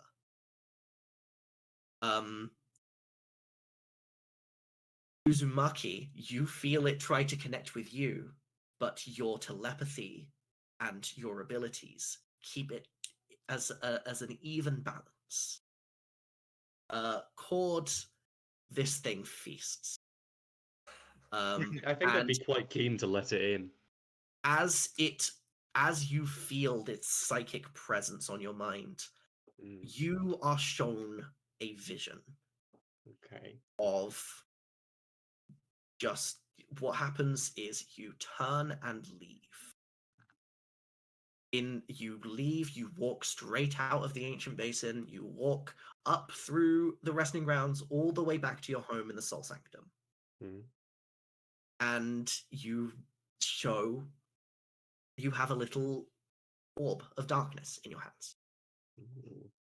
And suddenly, as you begin to study it, and as you begin, you can feel this is only taking place over a couple of seconds, but you can feel this vision stretching for months as you research this and you study it and you gain an understanding of how this works, how everything all works, you understand magic that the snails couldn't even begin to understand. You understand higher magic. You become everything that your potential is. And it starts when you turn and leave. And you are snapped back to reality. Uzumaki sees something of its. You feel that it is a vision being implanted on you by this thing. That with your resistance, you know that it is trying to push you away. But you also see a vision of yourself leaving and holding this orb of blackness. And almost not even as a threat, but just as a promise. This draws people to you, but not asking for your help, but supporting you in the work that you're doing. It's you find an apprentice, you find someone willing to take on your work. You find that the snails and all of the other sort of factions that you have had to fight for and fight to be heard, you see them fighting for themselves and being heard. And you see yourself at peace and resting.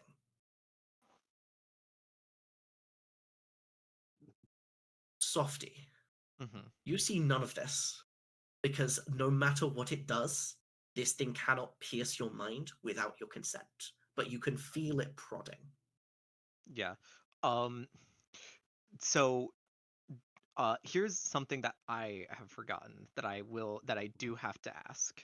Yes. So I have something from Warlock, which is the Devil Sight cantrip, or Devil Sight feature, which is I can see normally in magical darkness up to 120 I'm feet. so sorry, that will not help you here. Okay, cool. I just wanted to double check Yeah. because it is magical darkness as well. Yes, it is. This is not magical darkness, and that's part of why, for example, when you move away with daylight, it comes back. Yeah. It's literal just goo there. Yes, Yeah, it is. It isn't darkness as in the idea. It's darkness conceptually. It is just. It is the concept. Yeah. Softy sort of recognizing not quite that this is that, but that it's Something something. beyond. Yeah. As almost a like way of trying to convince herself that she is okay with being here. She is again going to sort of like let her wings kind of unfurl as the sort of like outwards as she stands very proud in front of it, just to be. Do you let the psychic like interference in? Because you can let things in with your permission. The question is, can I stem it in any way, or is it just it lets it in? It will be as if you succeeded. Okay, yeah, she will let it communicate, but it is in that same way of like she is on guard in. Yeah. Once again, you feel a vision of many months happen in the time of many seconds, and much like the two that came before you, it starts with you taking an orb of darkness and turning and leaving. You see you taking it back to the resting grounds and to showing the other moths, and you actually have two things in your hands which you don't quite understand yet. But in one hand you hold this sort of orb of roiling shadows, and in the other a light that's like a flame, a very warm light that reminds you of your patron.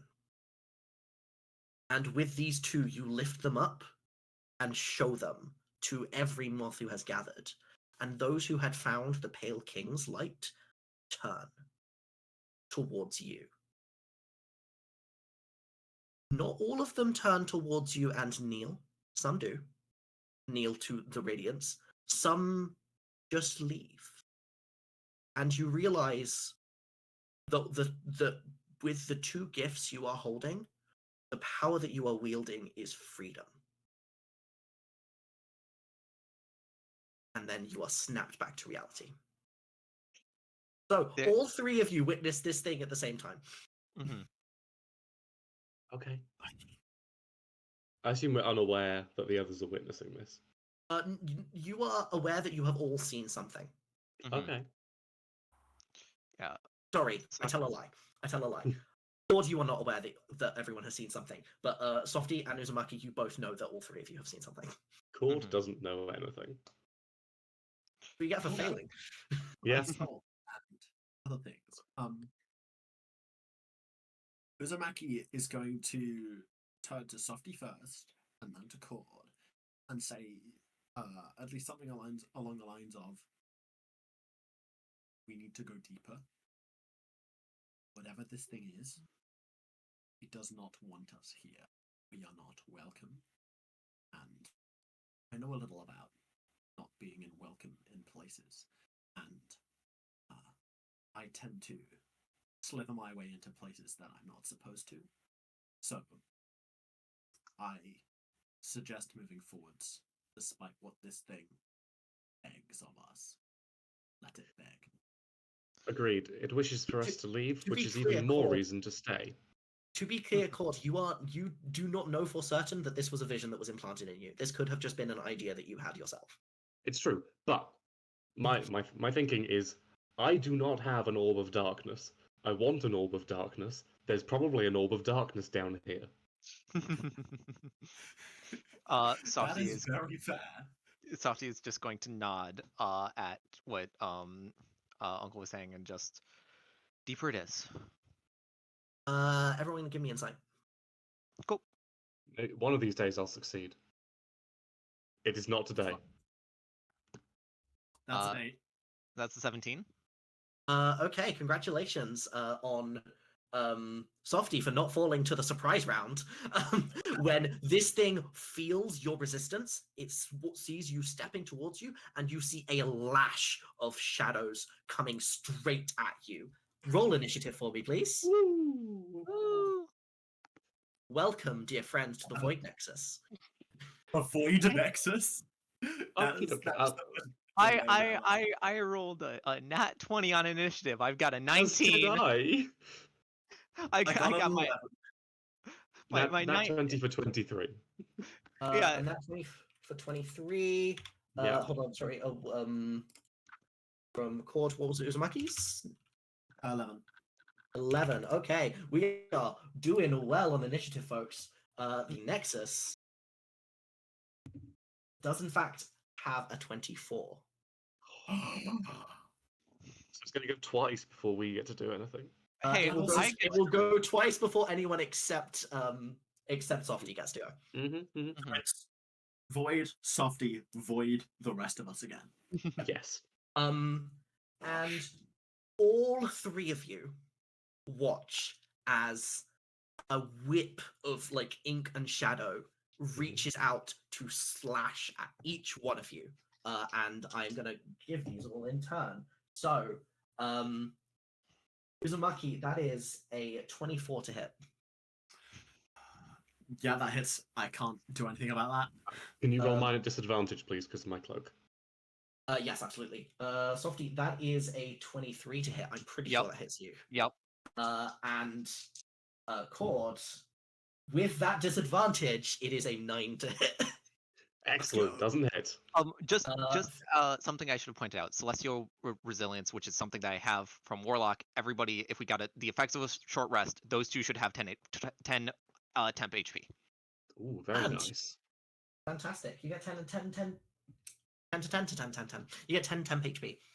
Fantastic. However, for the one of you that did in fact succeed, you're going to take nothing, which is quite nice. However, for the two of you that failed, you are both going to take 30 bludgeoning damage. Okay. Was that a save? Sorry? No, it wasn't. It was an No, attack. that was not a save. That was just an attack. This thing comes out guns blazing. You know that thing from Undertale where it's like, I don't know why people don't use their strongest attack first? Yeah. And for the two of you who were hit by that, can you give me your choice of acrobatics or athletics? I Someone I- picked the I- wrong I day got to plus dump 1 both to strength and you. dex. Go Yeah, for athletics. That's a 13 on about 20. acrobatics. Did you say 20 and a 13? Mhm. Fantastic. Just barely. You both managed to avoid being grappled by these tendrils. Mhm. Oh, okay. So, Softy. So Turn is yours. Softy. So for the next one of those attacks, Softy is actually going to prepare a spell. She is going to prepare Wall of Light for the next time it wants to throw tendrils inside of this sphere that we have. Uh-huh. It is basically You're readying your action for that. yeah. She is readying the action of Wall of Light when this should happen.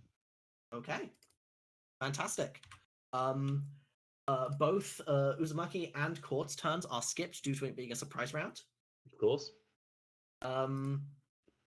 And the Void Nexus will go again, and funnily enough, will do exactly the thing that you were expecting it to do, which is launch these tendrils again. Give me Wall of Light. Yeah, Wall of Light. A shimmering bright wall of light appears at any point I choose within range. It is in any horizontal direct orientation I choose. It can be free floating, rest on a solid surface. So it is in the way. Yeah. And it is 60 feet long, 10 feet high, 5 feet thick. It blocks line of sight, but things can pass through it. It's bright light out to 120 feet. And dim light to another 120 after that. When it appears, creatures within the range of it need to make a Constitution save. And if they fail, they take 48 radiant and are blinded for a minute. On a successful save, they take half as much and aren't blinded. Grand. Before any of that happens, though, can you give me a spellcasting modifier check? Just roll your spellcasting modifier. Yep. Oh, getting counterspell. 18. No, it's No, not. It's fine. not that it's getting counterspelled. That will do it. Which means that this wall of light, as it appears, just as these tendrils start to reach out at you, they crash into it. Nice. Because yes, this thing does not stop things from moving forward, but it does block line of sight, and it's made of light. Yep. Funny how that works. What is the save? Did you say con? Yeah, con save. Con save of 17. That is a natural 1. Hey. Well, it is whatever this is blinded until its next turn, which it can attempt the con save again, and 48 of radiant damage to it. Go on, roll damage. And that is 18. 18. Nice. This thing takes a fairly substantial hit from this shimmering wall of light. Not only dealing damage itself, but also you feel this thing again. For those of you who still have like the mind link up, can feel it in pain as it reaches in and smashes into this wall. Because this is in fact like you say, because you are surrounded by this very intense darkness, I'm going to say that this wall of light does not in fact block line of sight for you. So when we go over to Cord's turn, you have full range. Excellent. Can I do a vibe check on, like, a lot of my things do necrotic damage, and I feel like that's not going to do particularly well. Roll me Arcana. Arcana. 13. Yeah, no, it does not do well. You've seen, obviously you've never seen anything like this, but you have seen like things made of shadows, and you've seen soul. Absolutely. It doesn't have any particular resistance to necrotic. Okay. So there's a good chance that this thing doesn't either. That's good news. Okay. I would like then to cast Negative Energy Flood. Ooh. Can I please have a con save? You absolutely can. This thing is really good at con, which you wouldn't know from the Nat 1. That is going to be a 17. That means it beats it. So it's going to take half of this damage, but that it is 5d12. So, Oh, how does this look? What does this look like? so very much in a reflection of the tendrils that it shot out at us. Cord throws forth a hand, and these inky tendrils shoot out and stab into this mass.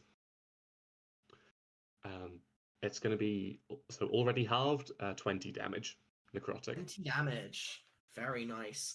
And as you do that, you realize this effect takes hold. It is not resisting it, as in there is no resistance to necrotic damage now. Excellent. You were So correct. is it undead? It is not. Okay, this is good because otherwise that would have healed it. No, I would have noticed something like that. If you want to know specifically what this is, it's an aberration. That makes a lot of sense. I figured that one. Yeah, it sure is aberrant. No kidding. Uzumaki, turn is yours. Can I do my ranged Oh, yeah. minions? Oh, sorry, yes, your range Oh, yeah, guys. yeah. Please do. Okay, so 22 and 18 to hit. Those both hit. 18 is Misa Bisa. Fantastic. 1d6 plus 6 is... So that's 12 piercing for the first one, and 8 piercing for the second. Fantastic. So that's a total of 20. You guys are doing some real damage to this. As you see these sort of globs of soul launch from your little guys, that this thing again, as much as you can see it, is recoiling. Uzumaki, over to you. Awesome.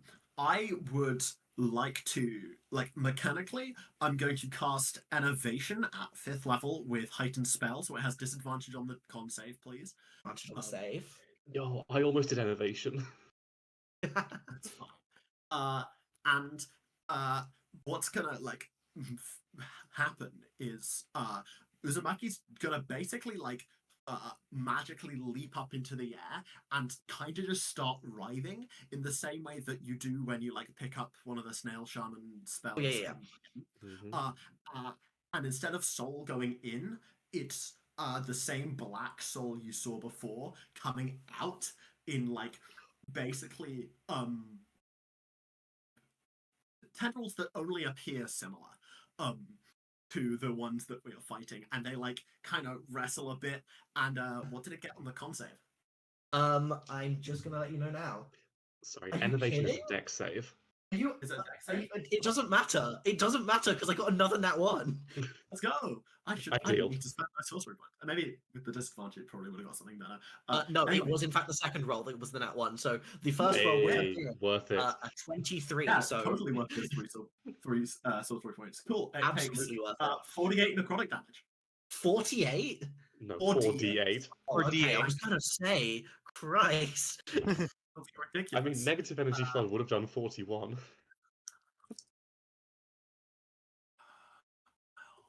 19. That's 19 necrotic damage, and I heal 9. Fantastic. Cool. 19 necrotic takes it to that. And you heal 9. So you go up to 60? I do go up to 60, yes. I'm tracking everyone's HP just for fun. For fun and profit. Yeah, for fun and profit. I'm sure that there's nothing untoward going on here. Yeah, I will also point out absolutely. that the celestial thing gave me 15 temporary HP, where it only gave them 10. Ah, I see. Thank you. You are Yeah, actually a little bit just- higher than I thought you were. Probably about 5. Funny that. Weird. That is my turn, I think. I am going to actually use my telepathy feat to attempt to establish contact as the innovation tendrils touch the mystery void tendrils. And am I getting anything from the surface of this thing, or There's there's a psychic link there. Absolutely. It's still established from when it reached into you. But either this thing is incredibly good at masking what it's thinking, or it is blank. Do you say anything? Do you reach out to it with anything? I'm just gonna say hello. It says hello in your own voice. Okay. Cool, that's the end of my turn. Fantastic. It is going to be the Void Nexus's turn again, and I'm so glad that you established that connection, because right now, that single voice and the blackness is suddenly gone and overcome by a million different voices, all screaming, "This is what we do," or it's like various different things. You can't make out even a single word. It is just noise that you can hear is thousands upon thousands of voices, and then they're gone again. And in front of you, on the edge of just about where the sort of the platform gives way to the abyss, you see a handful of little creatures just manifest from shadow. You see, I believe it is 3 of them. Yeah, you get 3. They look almost like puppets, with oddly large heads and sort of tendrilled tails. That just appear directly from the shadows and appear into sort of the line of your daylight. And as this happens, I'm also going to need a con save from everyone. I will say at this point, it's now the what's it called? The wall is producing more light than the daylight could. So. But yes, as you, those of you who are familiar with magic, which I don't need to say because that's all 3 of you, realize that no longer using its regular sort of attacking, this thing is reaching out to magic. It is, in fact, familiar. It's very different, but it almost reminds you of higher magic. Also, that's a dirty 20. Same. It is, yes, it is casting a spell that is making you take a con save. 20. 17. Fantastic. That is a pass from all of you, which is kind of important. As this thing reaches forward and not even originating from itself, originating from the center from where the ball from the daylight is, a wave of blackness just condenses and then expands, passing through all of you. As you take a lot.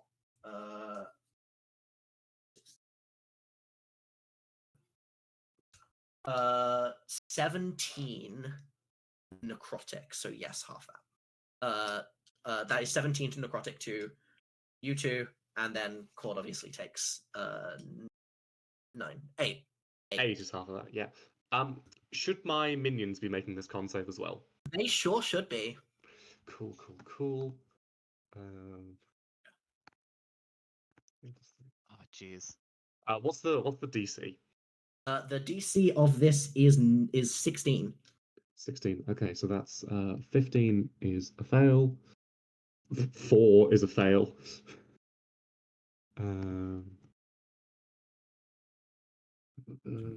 So that's the 2 zombies, the melee ones.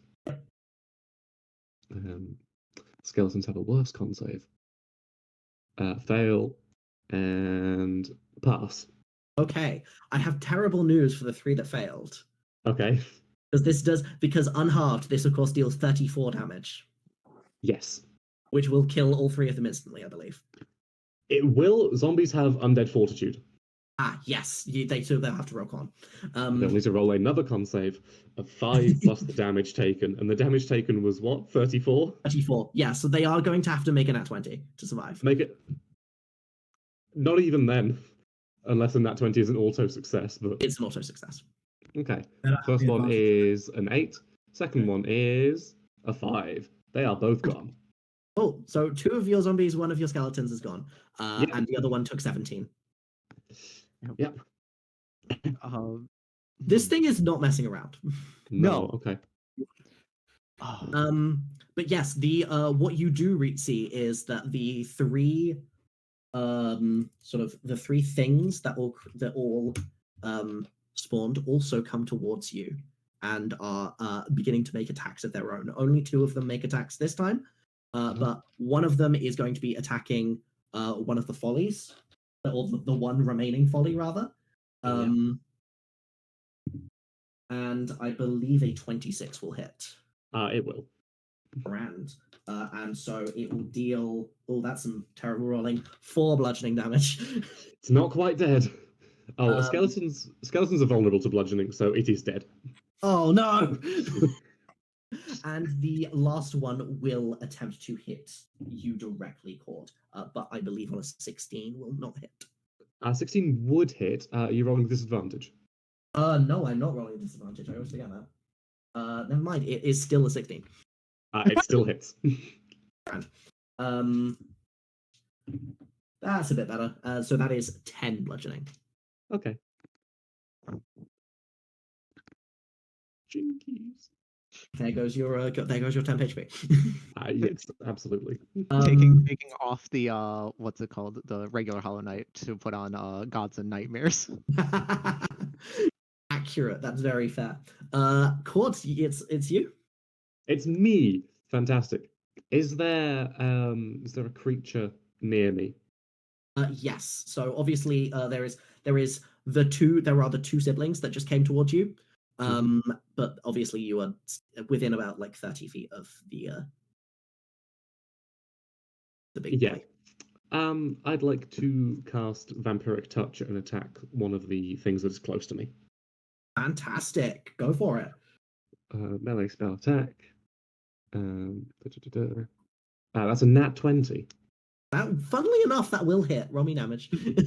Is that doubled for spells? Yes. Well, I technically no, but I rule yes. Okay, so it's going to take 6d6 necrotic damage. 6d6. These are minion spawn created by a boss. I will warn you now, they don't have much HP. Okay, well, it takes 17 necrotic damage. It dies. This thing, as you connect your vampiric touch with it, dissipates. Okay, fantastic. I gain 8 hit points as well. Fantastic. Which brings me back to full. That is everything I can do. Grand. Softy. Softy is going to, seeing that these are here and still keeping the wall of light up, she's going to essentially sort of fly up next to where she had put the wall, basically freestanding, basically so they can't hit her in melee. She is above the above where they could attack there. She is then going to collapse her hands like this, and 10 foot of the wall disappears in length, and it turns into a radiant sphere that she is going to shove outwards to hit the boss. That's one of the things about the wall of light. Yeah, it is. Is that I can sacrifice 10 foot of its length to make another thing of radiance out of 10 feet of length of wall. It's brilliant. Excellent. Grant, what is that, a save or is that an attack? That is a attack roll. I'm gonna go on a limb and say that 28 hits. Funnily enough, yes, that does hit. Roll me damage. All right, that is going to be 16 damage radiant. Fantastic. This thing again recoils as it was not expecting to see all of you putting up such a fight. This thing looks, but it's smaller than it used to be, and it is moving more. Like it's while you have the connection up, Uzumaki, you are feeling its aggravation. It's almost like a damaged pride. But again, it's only a vibe that you can feel over this intermittent either complete silence or cacophony of voices. Yeah, this is definitely good for my character's mental health. Yeah, I'm sure it'll be fine. Speaking of which, enjoy your mental health. It's your turn. Cool. Question. So part of Innovation is that I can deal an extra 48 free as my action. Can I use Quicken Spell to do that as a bonus action? I don't know, so yes. That sounds right to me, and I'm not going to look it up. I think That's entirely a ruling on your end. It's not Yeah. like a casting of a spell. But I'm if also you're casting assuming a that you're spell as going your to main use your- action, then You're going to use your main action to cast a spell as well. Oh no, Okay. okay. I'm going to use my main action to spend my remaining 3 sorcery points to give us all a ward of like order magic, so that when we take damage, we can spend that to reduce it by d8. Clockwork Soul is Fantastic. fun. Clockwork Soul is fun. Fantastic. That's 15 more necrotic damage to the thing, and I would heal another 7. Grand. Cool. So now everyone has a d8 that they can spend to reduce damage.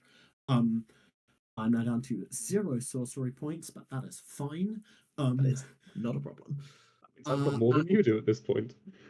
Yeah, basically, Uzumaki keeps writhing, but as that happens, like your irises become spiral shaped, like the black of the pupil and the color of the iris are like intertwined a little bit. And you feel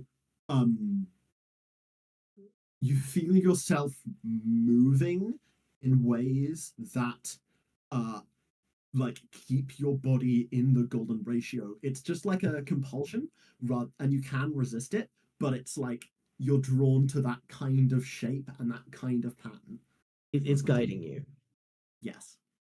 That's really cool. That is cool. You guys are all great at doing one of the things for those of you watching at home, one of the things that I said when I was pitching this is you need to be good at describing things. You need to be a fan of combat, and they're so living up to it. It's fantastic. Glad to hear it. The Nexus is going to take its turn. Lily, can you give me a spell modifier check, please? Just Yep. as Grim Troop No kicks worries. in.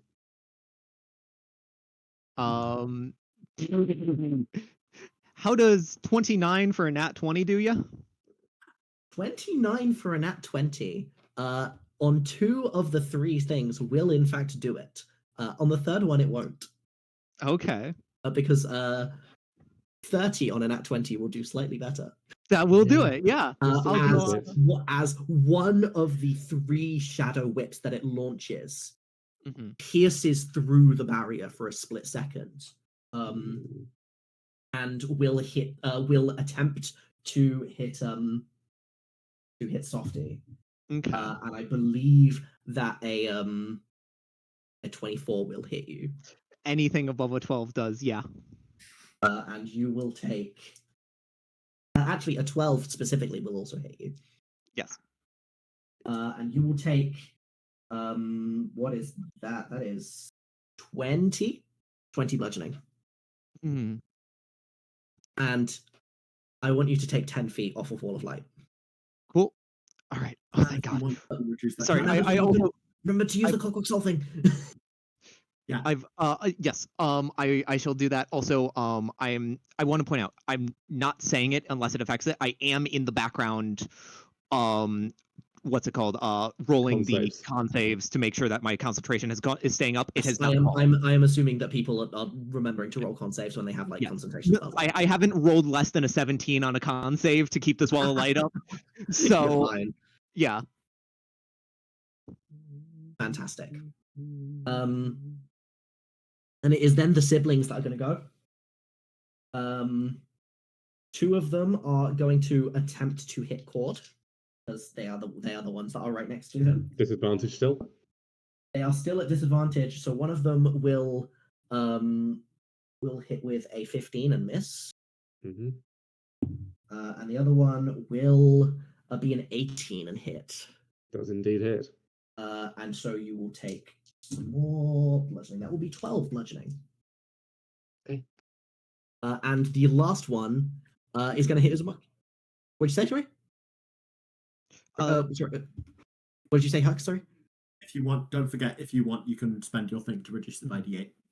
Okay. Also, wasn't one of those things destroyed by the vampiric touch? Yes. But You're there were 2 absolutely more. right. Oh, there were 2 more. Yeah, there were 2 more. You're absolutely right. Which I was going to about to do a third attack because there were 3 of them, but one of them died. So never mind. Lily, you have in fact saved Uzumaki from taking a hit. Actually, I.e., you have saved work. me from cheating. So thank you for keeping me honest. No, don't worry. I was pretty sure. I was making sure I didn't summon something else. I was like, oh no. Yeah. However, I will once again need everyone to take a con save. Okay. 18. 18. 18. Ah, you're all very lucky. Once again, you see it's different, not the same wave of darkness that hit you all for so much earlier. It's something different. And you know this because it passes over all of you, and as you each grit your teeth to resist it, you feel it pass through and past you, dealing no damage. Doing no damage. Softy is hanging in there by a thread. So, Cord. So while I'm still maintaining concentration on Vampiric Touch, I can use an action on subsequent turns to make the attack again.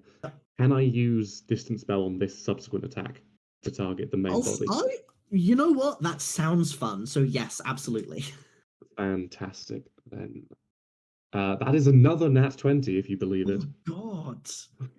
We have been rolling like gods here. I don't remember what the roll for Vampiric Touch is. It's 3d6 by default, so it's going to be 66, which is 20 necrotic damage, 20 which I will necrotic heal. damage. I will heal 10. You sure will. You won't get to use all of it because I believe that No. will recap you again. Yeah, by like 2 HP, so I'm back up to full. God. Okay, you are. It is so funny seeing the difference between you and Softy. Yeah, Softy is currently sitting at 16 hits, by the way, 16 HP, by the way, out of 63. I keep forgetting I also have a feature where if I kill a thing with a spell, I gain hit points. It's not been particularly useful so far. But Necromancy Wizard is fun. yeah, It is the tankiest wizard. Turns out if you manipulate life, it stops you dying so much. Yeah, so I extend his hand, reaching out, and just the spectral image of the hand itself flies out and taps the abyss. For a second, you think it's almost leaning into it, and then it recoils back again. It's like a parallax shift illusion where things are where you have so little of this, where you realize what you thought was it moving towards you was actually it growing as it pulses in and out. Ooh, okay, cool. This thing is gross with a capital G. Softy, give me a turn. Softy is going to raise one of her hands into the air, and she is going to use that ring of spell storing that she has to cast Cure Wounds at 5th level on herself. Fantastic. Roll me healing. Which comes out to 32 HP of healing. Excellent. Great work. Fantastic. Yeah. And so she is that is her turn, but she is back to an acceptable, like it is you could now survive a stiff breeze. Yeah, it is sort of it's so we know how in Hollow Knight the well, your character heals. It's almost the exact opposite, sort of, where it focuses in, she is sort of up and out, and that blankets her in a sort of like white orange light to heal the wounds that she has sustained. I'm so autistic. I love this stupid game so much. I'm very neurodivergent about this stuff. I'm having a great time. Thank you, Alex. Thank you, everyone. This is great. Speaking of you being neurodivergent and having a great time, it is in fact your turn. Give me something funny. Funky, nothing, even, not funny. Nothing too funky this turn. I'm not doing anything special. I'm gonna burn 2 4th level spell slots to regen 8 sorcery points. Oh. And I'm gonna use my action. That's my bonus action, and I'm going to use my action to continue innovation. So that's another 48 damage. Fantastic. Great work.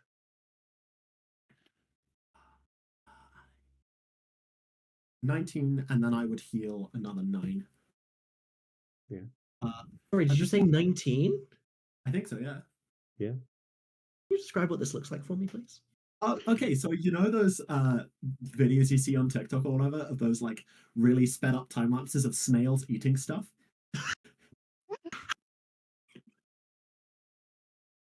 Yeah. Can I, with my remaining sorcery points, quicken spell on my detect thoughts I get from my telepathy feat? I believe you've already used a bonus action. I have. You're right. Damn it. Never mind. I'm gonna do that. But I promise you do not need to worry, because as this happens, as you reach out with this innovation, you feel it doesn't die or even fall unconscious. What you feel is those voices scatter, like they have been spread apart. And you start finally to hear what it is that they have been saying, which is just variations on unify, one will, together. As that fades, and you see that part, not all, but part of the tendrils reaching up past the door with the sigil on your hands, reaches down and back into the center of the abyss.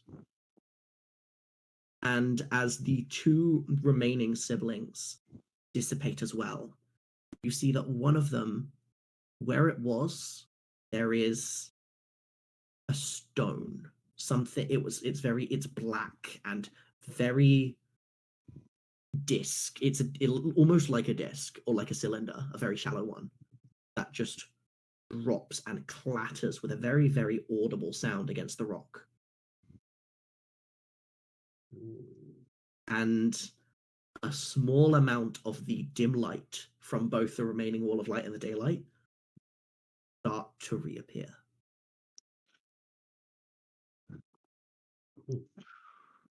Good work. Softy is just going to sort of like come back down to the ground and sigh.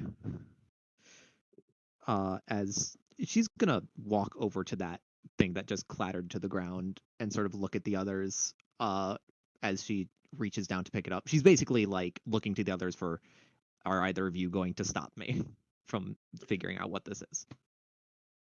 At this point, Uncle has stopped riding and is almost kneeling on the floor, kind of just spent.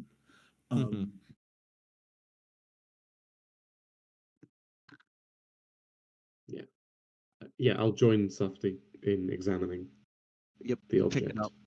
Pick it up to see. You pick it up. You touch it. Yeah. How are you still doing with your old psychic shielding? Is it still up, or are you still letting things in? Oh, it's still up. 100%. You feel much gentler, but much more earnest. As long as you are holding on to this, you feel it reaching out to you. Okay. If it's it's not desperate, but it's everything but desperate, if that makes sense. It is really, really wanting. She's going to this again, like she's going to let it in. It's guarded, obviously, again, but still, like what you feel, what you see once again in the span of just a couple of seconds is a time lapse of your entire life from beginning to end. You see everything that you have been through, everything that made you who you were, your connections, your relationships, your magic, right up until the present moment of you reaching down. And then it stops. And you hear in your head, unify, one will. And then it stops. Like it was never there. Yeah. She is going to pick it up.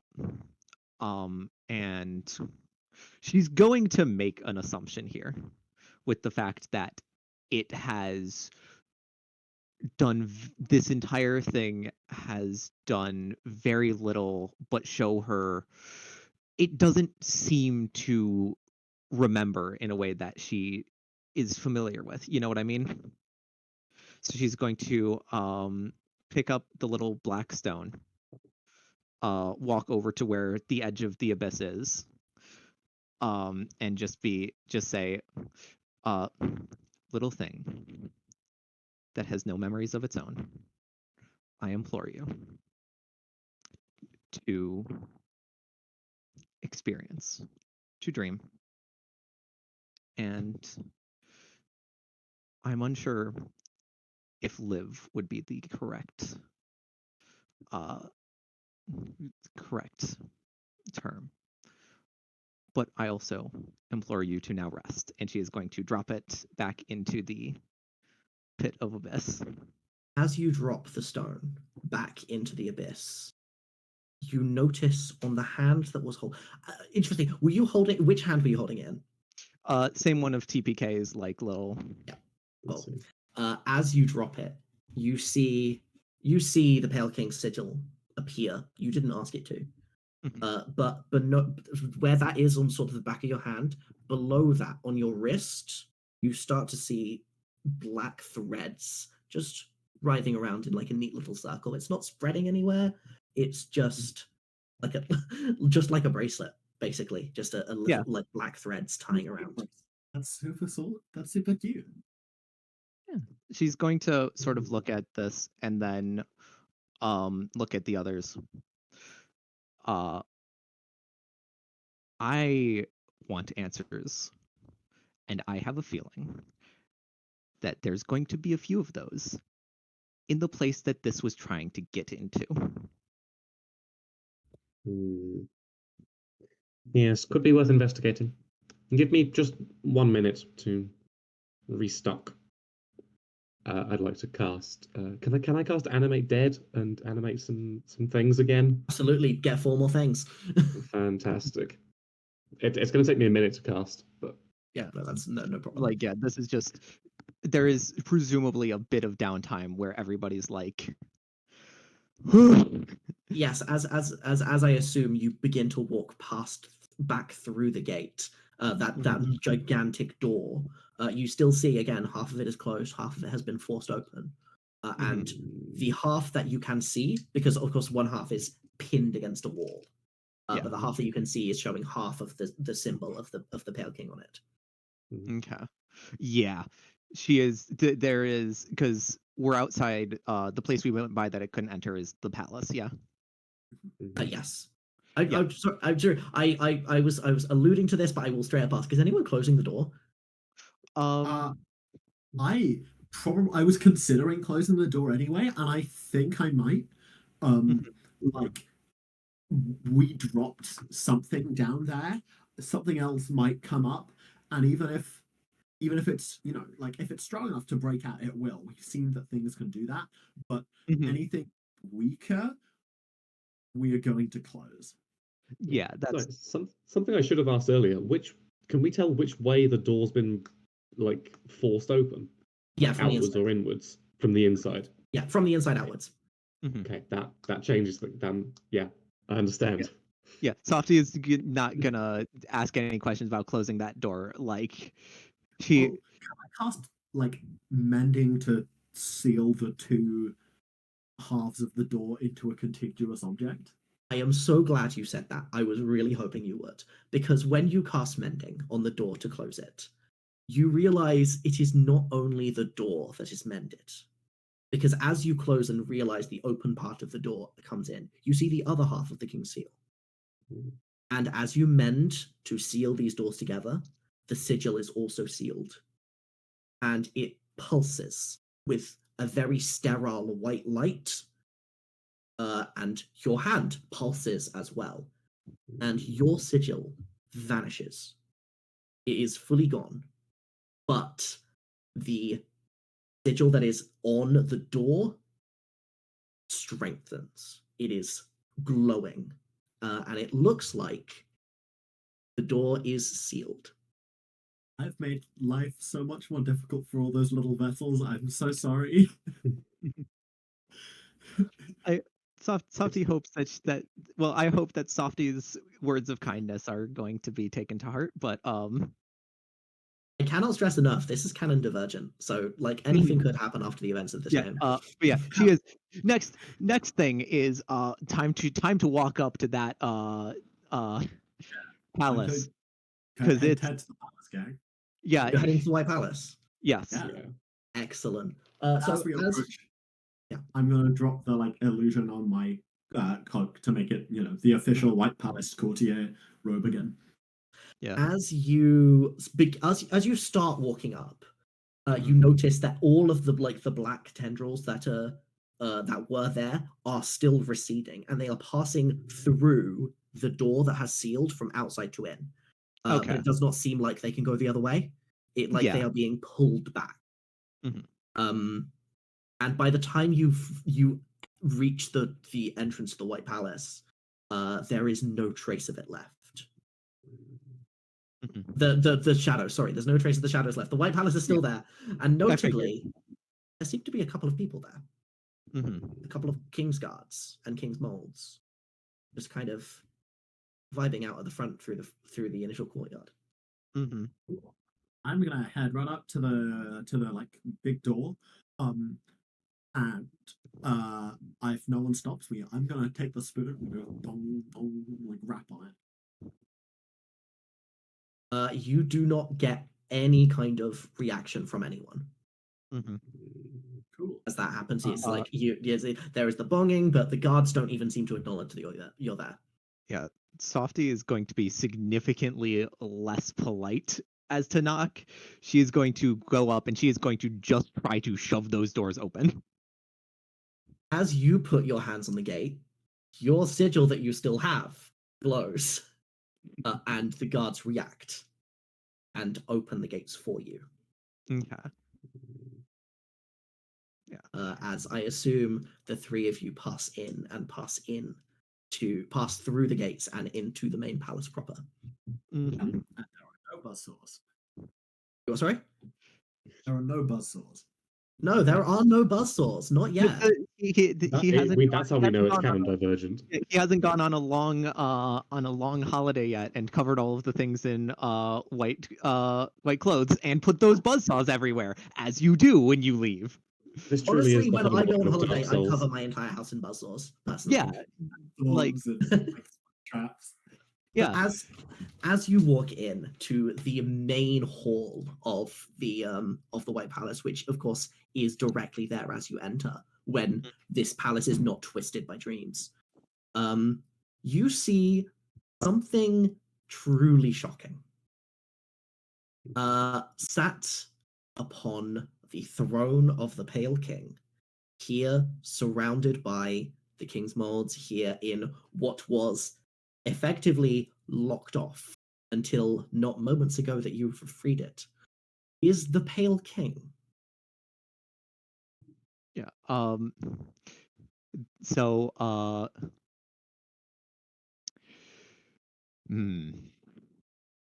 If anyone has a reaction that they want to give now, that is absolutely fine. But if not, he is going to establish telepathic contact.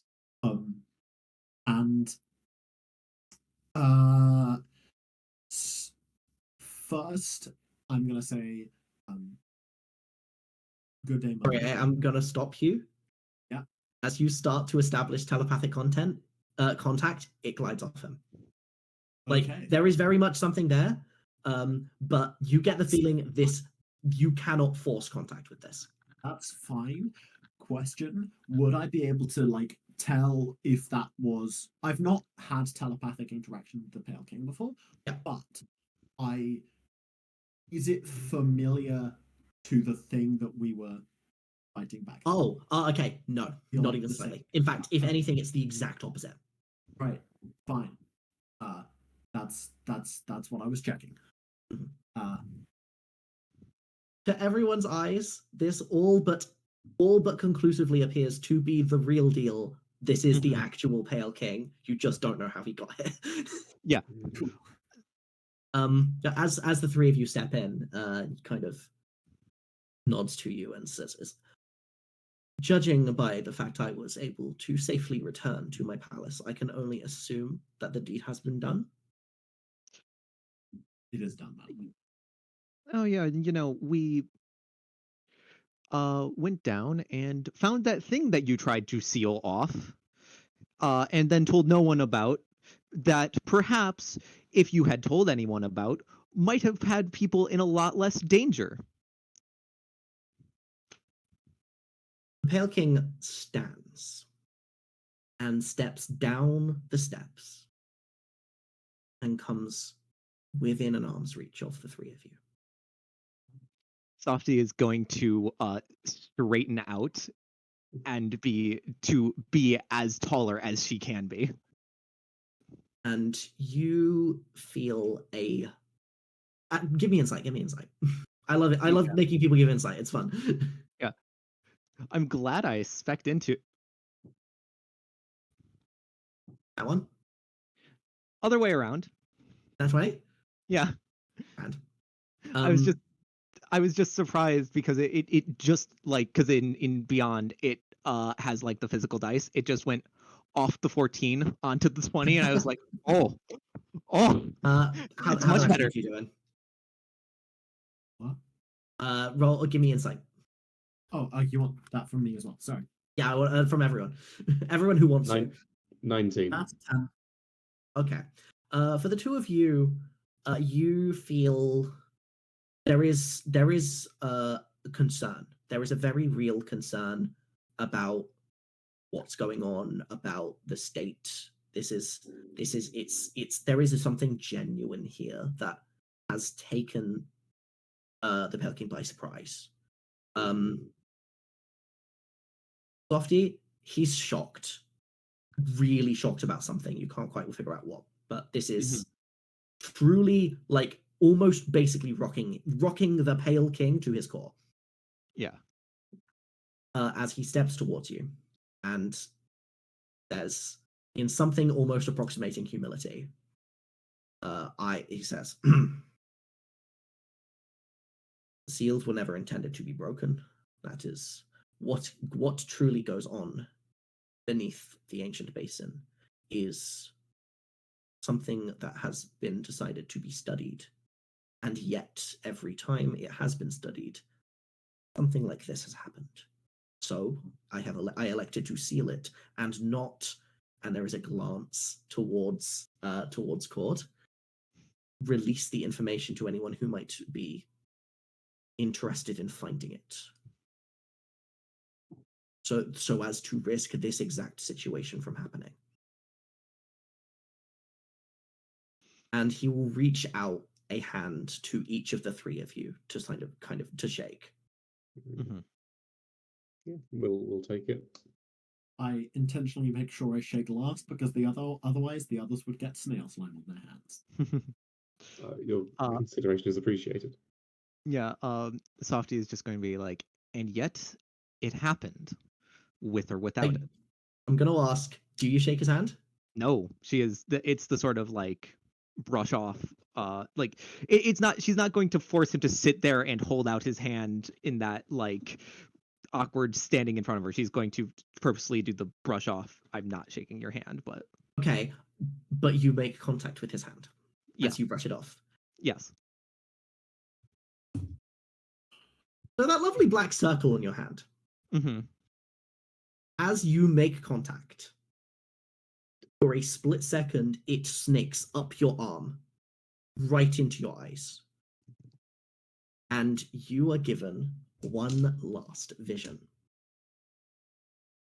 What you see is the Pale King and the 5 Great Knights in the top floor of the Watcher's Spire. And you realize this is just moments before you entered and were given your mission. Mm-hmm. And you see the knights all muttering amongst themselves about something they are very unhappy with. And the Pale King silences them and says, I understand this is not what you all signed up for. I agree that you were the ones intended to be my elite guard to solve issues such as this. However, this is too dangerous.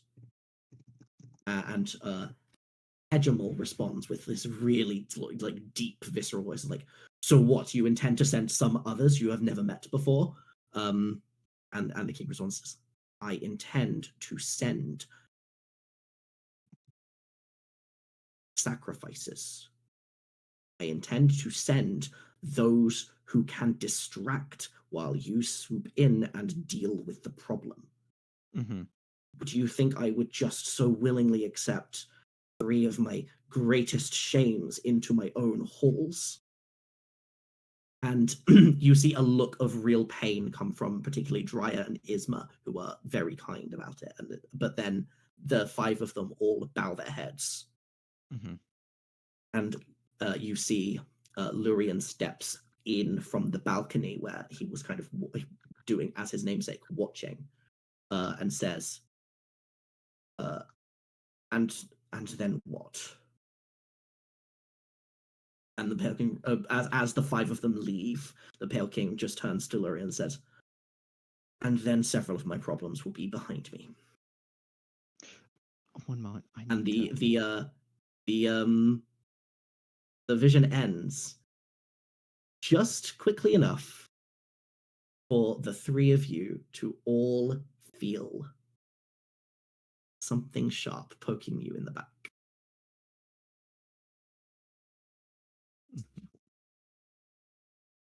I don't And have enough time.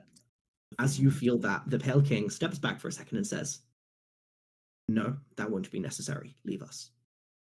And the 3 King's Molds all behind you that were fully ready to skewer you leave. They turn, they walk out the door, they shut it. Yeah. So Saki is just going to so sacrifices, I believe that was your word exactly for it. I am to quote you verbatim. The Pale King sort of nods, as he is very aware that you had that vision. He had it at the same time. Yeah. Nods and says,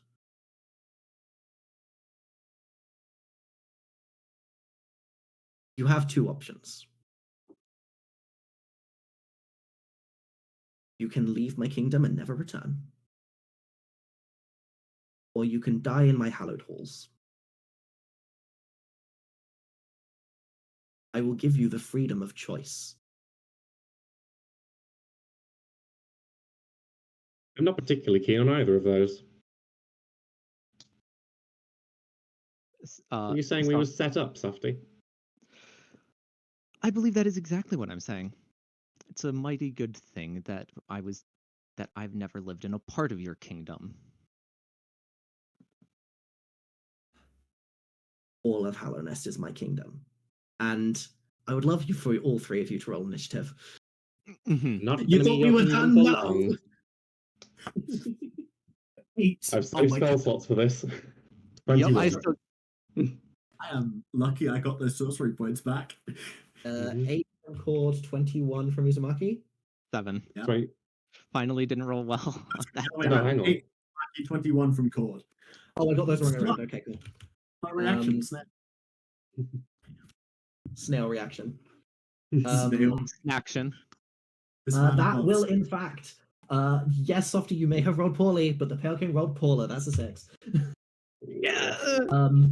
What you all see is the Pale King steps back as he says his final words. It's like, all of Hallownest is my kingdom. He steps back, ascends slightly into the air, just hovering, not even, there is no evidence that there's anything supporting his flight, but he hovers in the air, and a burst of radiant energy emanates from around him. As you once again are witness to higher magic. Cord, take the lead. Okay. Oh, I don't even know where to start. Um. Oh, Okay, let's start with a third level magic missile. Okay, that simply hits. Yeah. That is how magic missile works. Go roll me damage. So there's going to be 5 darts. Do you want? Do you do each dart roll damage individually? Up to you. Yeah, I'll roll them individually. So 5d4 plus 5 is 20 force damage. 20 force damage. Mhm. Fantastic. As you catch the Pale King off guard, not expecting to sort of be attacked first, normally is too busy having others bask in his glory. Yeah, so the soul stored in the jars at my belt, I draw it out, swirl it around, and shoot it as globs, very similar to what my follies do, and they home in unerringly on the Pale King. And my skeleton follies will follow up directly with their own volley. Fantastic. Give me rolls. Okay, 18, Nope. 9. Yeah, Nope. okay. Are they? How far away is he? Is he within range for my zombies to get up and hit him? Yes, he's only hovering 5 feet off the floor. So if you got like adjacent or under him, you can absolutely hit him melee. Yeah, okay. They're going to move in, and they both miss. Okay. But they will absolutely take opportunity attacks if he tries to move. Fantastic. Uzumaki. Cool. If I use heightened spell on Mouth's minute meteors, do they get disadvantage on the save against every time I fire a meteor off? I would say no, but you can heightened on a cast of one of the meteors, if that makes sense. Then But like I at the regular cost, not at like the 5th level cost. spend 4 sorcery points to give the other 2 2d8 of damage reduction as my action, and Much I'm appreciated. going to not do anything on my bonus action. Okie Softy. yeah, it is just Eldritch Blast, which is very like with the anger and what she's currently doing. The beams of the climb in the Radiance fight Yeah. just look like that at this point. Fantastic. That is going to be come on. That's going to be a 19 and a 16 on Eldritch Blasts. Neither of those will hit. All right. As you feel like this light of the radiance clashes and mingles with the light emanating from the Pale King, and it just glances past. Mm-hmm. As we go to the Pale King's turn, and he looks down upon all 3 of you and says, in that very deep, booming voice, "Magic is not for mortals," and uses some more higher magic, is going to attempt to cast a spell. Is this something I can counterspell? It sure is. Yeah, get him. Can you give me an ability check for it, please? Cool. That is that's 10 plus spell. That's d20 plus spellcasting ability modifier, right? It sure is. Not spell attack though, because I don't have my proficiency bonus. That's a 16. That is a 16. Oh. Sick for more spell. You feel that counterspell start to take hold, as you then watch with his other hand, the Pale King attempts to counterspell your counterspell. Were you doing and that subtly? fails. Oh, fantastic. As you watch your magic, your singular spell overpower both of his. So yeah, magic is only for higher beings, absolutely. Yeah. The high beam's That's like it. a snail. That's his. Yeah. That is his. The first of his actions just fully gone. Mhm. Beautiful. You don't even get beautiful. to know what that was. Yep. I don't think I I'm want to. And because it's subtle spell, I don't really have to do anything. But I'm gonna look him in the eyes and say, Oh, sorry. Did you burn subtle spell on that?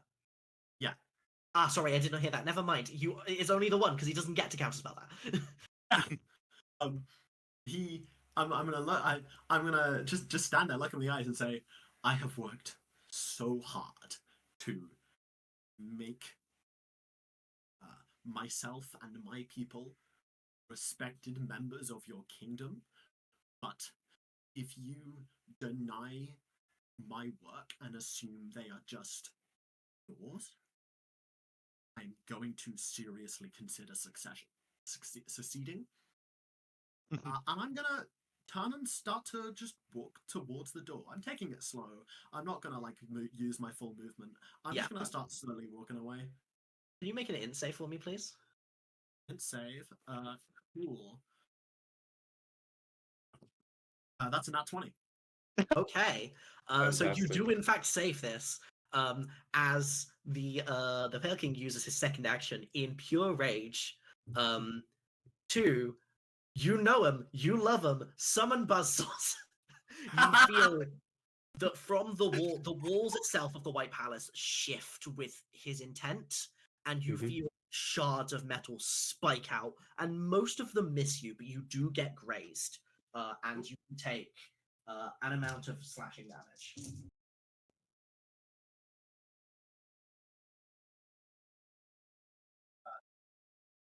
Hi gang. Any audio issues here?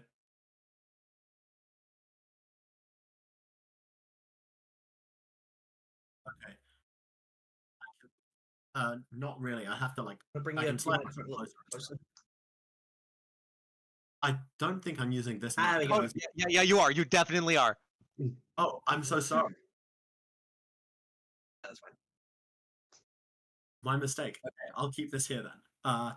Cool. How much damage is that? For those of you who obviously didn't hear this, if you're watching the stream, we were just having some sound issues.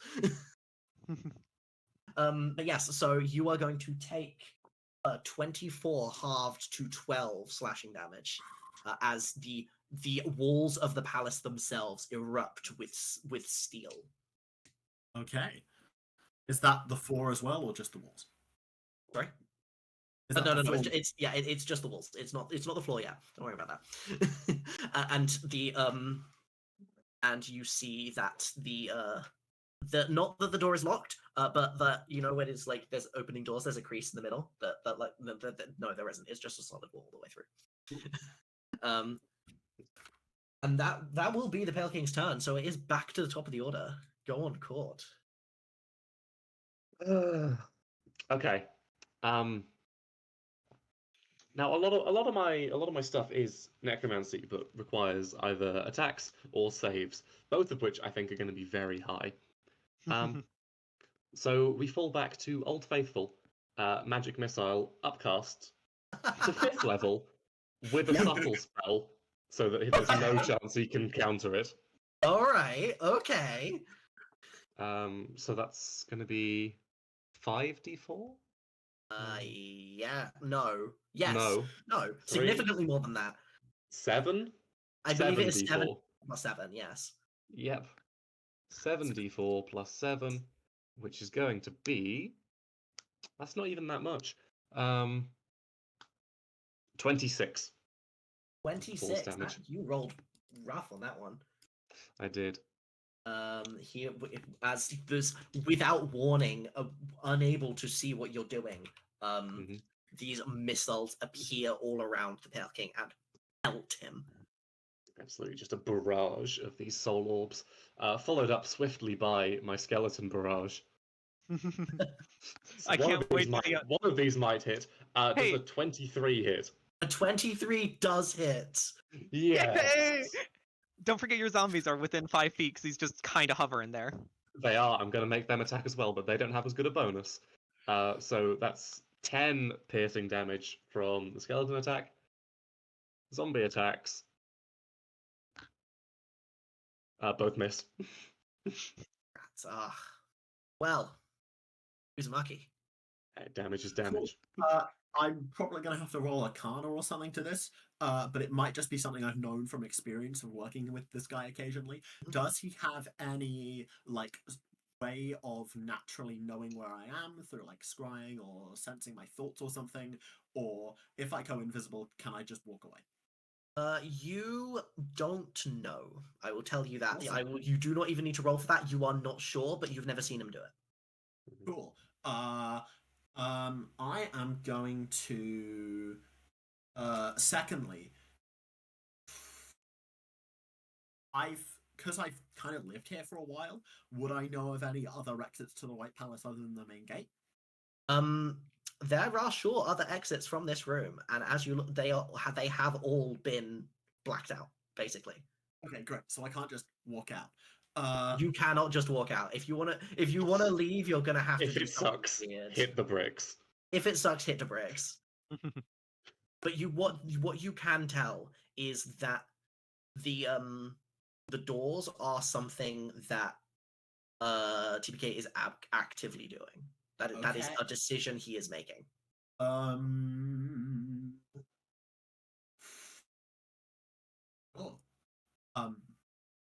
Screw it. I'm going to use my last 3 sorcery points and my last 5th level. I'm actually first. Bonus action. I'm going to spend a 2nd level spell slot to regain 2 sorcery points, Mhm. and then I'm going to action a subtle spell, heightened spell. You can't subtle and heightened. Oh no, you're right. I'm done. Then I'm just gonna heighten and hope he doesn't counter it. I'm going to cast heightened spell Innovation on the Pale King. He is love in fact innovation. going to attempt to counter it, but this is a 5th level spell, right? This is a 5th level spell, yes. Oh. I think I might need to exile these dice. I've been choosing different ones, and the number of nat ones I've rolled in this session is truly unreal. It once again sees you turn around and sort of begin to perform that golden spiral, and reaches out with his own higher magic that simply cannot get its grips in you. Cool. Sick. So that is a con save with this. Sorry, a dex save with disadvantage. Dex save with disadvantage. Dex is in fact not the Pale King's best stat. What? No. So that will in fact with disadvantage be a 13. Cool. So he takes 48 right now, and then I can do more later. Cool. That's 14, and then that's the other 2d8 coming up. 21, 23. Necrotic damage. 23 total or 18 and then 23? 23 total. Grand. Okay. This wave of energy just fully breaks down some of the clothing that the Pale King is wearing, some of the like ceramic and metal casings that he wears on his arms and legs. Beautiful. Softy. Yep. So as a response to that little thing he said that magic is not for mortals, Softy is going to go with an Eldritch Blast as is normal, and she is just going to say, if magic is not for mortals, then you yourself are not worthy either. Bars. Bars. Go on, give me a roll. Okay, so that's a 29 and a 28. Those will One of both those hit. is a crit. Those will both hit. Roll me whatever it is. damage. Double the dice for one of them. Yep. Okay, so that's going to be Is that 40-10 on a Something single else, not roll? one, I'd really appreciate it. so that's going to be 11 plus. Okay, so that's 15 damage, and it is and Softy is going to be flying for this because it drama, I suppose. Of course. And is his throne up in front of a wall, I assume, that he's hovering over at the moment. it's kind of so like there's an element of the building that's raised higher, and then there's the element that's lower where you are at the minute, and there are steps leading up, and then the throne is right in the middle, and then there's like space Okay. on every side, but there's a wall right behind it. Yeah, it is. It is. This is purely for theatrical purposes of hitting the Pale King into the wall with 2 repelling. 20 feet will not knock him into the wall, but it Okay. will knock him directly into his own throne. Yes, Can you roll absolutely. can you roll me a spell attack? Yes, I can. Just an extra that bonus one for fun. yes, that is going to come out to 21. Grand. So the force of these 2 Eldritch Blasts and the Pale King's whole weight behind it smashes through his own throne and shatters it. Poetic. That's Beautiful. Oh, especially to come right after that. I am so happy. He dusts himself off, hovers back into the sky, and says, the booming of his voice and the depth of his voice are both gone. He sounds like anyone else, but he sounds just angry. And he says, all right then, let's stop playing around, shall we? And he is once again going to begin casting a spell. Can I subtle counter that, please? This one, you are going to have to roll for. That's fine. I was going to roll for anyway. Gonna take a quick second. Oh my god. So that's d20 plus 4. That's a 19. That will not do it. A 10th level spell. This is, in fact, he is using a 10th level spell. I simply don't care about the rules as written, and I'll do whatever I want. Yeah, go right ahead. I'm going to wait because obviously I need Lily here, but it is in fact going to hit all 7 of you. What are you going to need a save or? Yes, I am going to need a save. It is going to be a wisdom save. Okay. Oh, that's not fine. Oh, plus 2. That's a 14. Is this also hitting my minions? It sure is. Cool. Oh, I can't wait to see the wisdom save of those. I'm on my way back. I just was like, I needed to go right then. It was gonna be bad. No, that's fair. Okay, so that's an 8 from me. A 16. 6 from Zombie 1. 10 from Zombie 2. 3 from Skeleton 1. And 7 from Skeleton 2. So, just to summarize, nobody hit a 19 or higher. No, I would say that. Rand, you do in fact, all of you fail. Okay.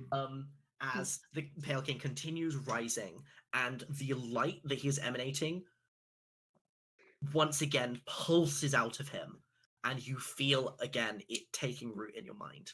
And it gives you you are all struck with a hallucination that you can't describe as anything tangible. It's only the concept of fear. Okay. And everyone is going to take how much damage? I can do maths real good. And fast. 32 psychic. Both of you two can reduce that by 2d8 if you want to. Yep, I would love to do so. Lily can reduce it a little bit more. Yep. Okay. And wow. every single one of you is knocked prone. Cool. It was 32, yeah. Concentration saves are 10 or the damage you took, right? No, it's 10 or half the took. damage you took. So Cool. you need to pass a 16. DC 60. Cool. I have plus 7 Constitution, so I'm 9 or higher. That's an 8. I drop Innovation. Yep, Innovation is dropped. Okay. Yeah. All of my guys are dead. Yep. That puts me at 29 after all of the resistances have gone through. Okay, fantastic. This is what happens when you try and counterspell higher magic. Funny how that happens. As he kind of watches your follies disintegrate and sees you lose hold of your spell and watches all of you fall, he will once again lower himself to the ground. And as the three of you try to stand up, you find that you can't just yet. Mm-hmm. And he steps closer to you. And just says, I understand your concern. But unfortunately, you are playing with things you don't understand. I would say in some time you'll come to understand the choices that led to this situation, but in all honesty, I don't think you'll be thinking for that much longer.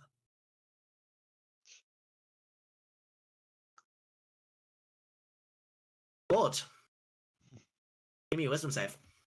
Okay. It is in fact your turn. At the top of your turn, you're making a wisdom save. 9.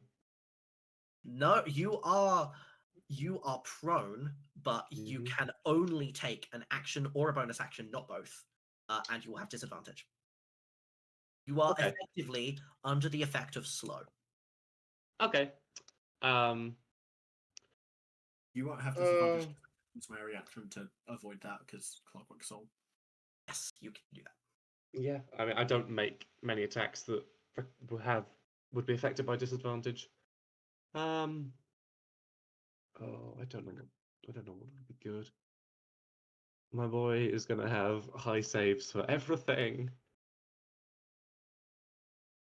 Does not have high saves for everything. I'll tell you Does that. not have high saves for everything. Okay. I'll give you that info for free. I mean, not Dex. We know that much.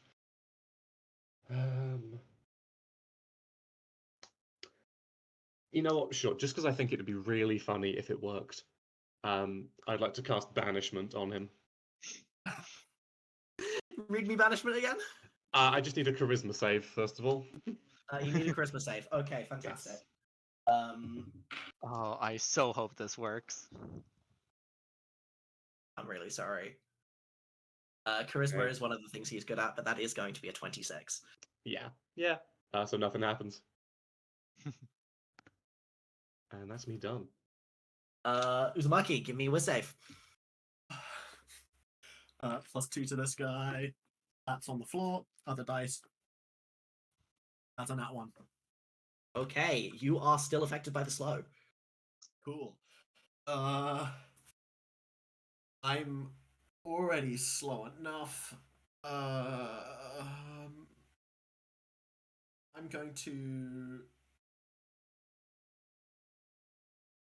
gonna use my bonus action to basically get rid of all my remaining spell slots apart from one level 3 slot. 1, 2, 3. Add for 7 sorcery points. I'm up to 8. Can I then spend 7 of those to get a 5th level spell back? Yeah, I'll let you do that all as one action. Cool. And that is your turn. I think that's all I'm gonna do on my turn, yeah. Yeah, because you only get one either action or bonus action while you're slowed. Softy, give me a wisdom save. All right. No. No, you are also slowed. One Yep. of either an action or bonus action, disadvantage on attacks. Yep. It's going to be you know what? Screw it. Let me see. Yeah. I'm going to need a deck save. Oh, what are we doing? We're doing Sacred Flame here. Okay. A deck save. That is going to be a 5. No. Funnily enough. And that is going to be 16 radiant, as I just happened to roll max damage. Nice. 16 radiant. Now, that is impressive. But there is another thing that is, which is damage.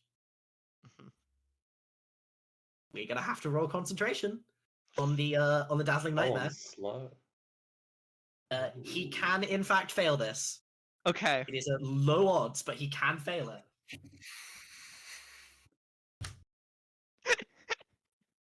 On a natural 2. the effect of Dazzling Nightmare is ended. Let's go. None of you are slowed. Fantastic. Oh my goodness. And because of all of that, and the way that I wrote this spell, and the way that I decided to interact with dealing with higher than higher than 9th level spell slots, Mhm. the Pale King will be rebounded. As his spell ends earlier than it should have done, Mhm. and he will be rebounded, which basically means he is stunned for his round. Oh, Oh, fantastic. He cannot make an action, Beautiful. which means we pass directly back to court. Fantastic. How close is he to me? Within touching distance, because he came all the way up to you to give his monologue. Yeah. Now, I mean, Vampiric Touch is great, but just to mix things up a bit, I would like to cast Wither and Bloom on the space in between us. Go ahead. Can I please have a con save from him? You absolutely can. Are you kidding me? What's wrong with these dice? That's a 9. Okay, that's not going to succeed. So he will take. Really, the indomitable human spirit. He will take 6 necrotic damage.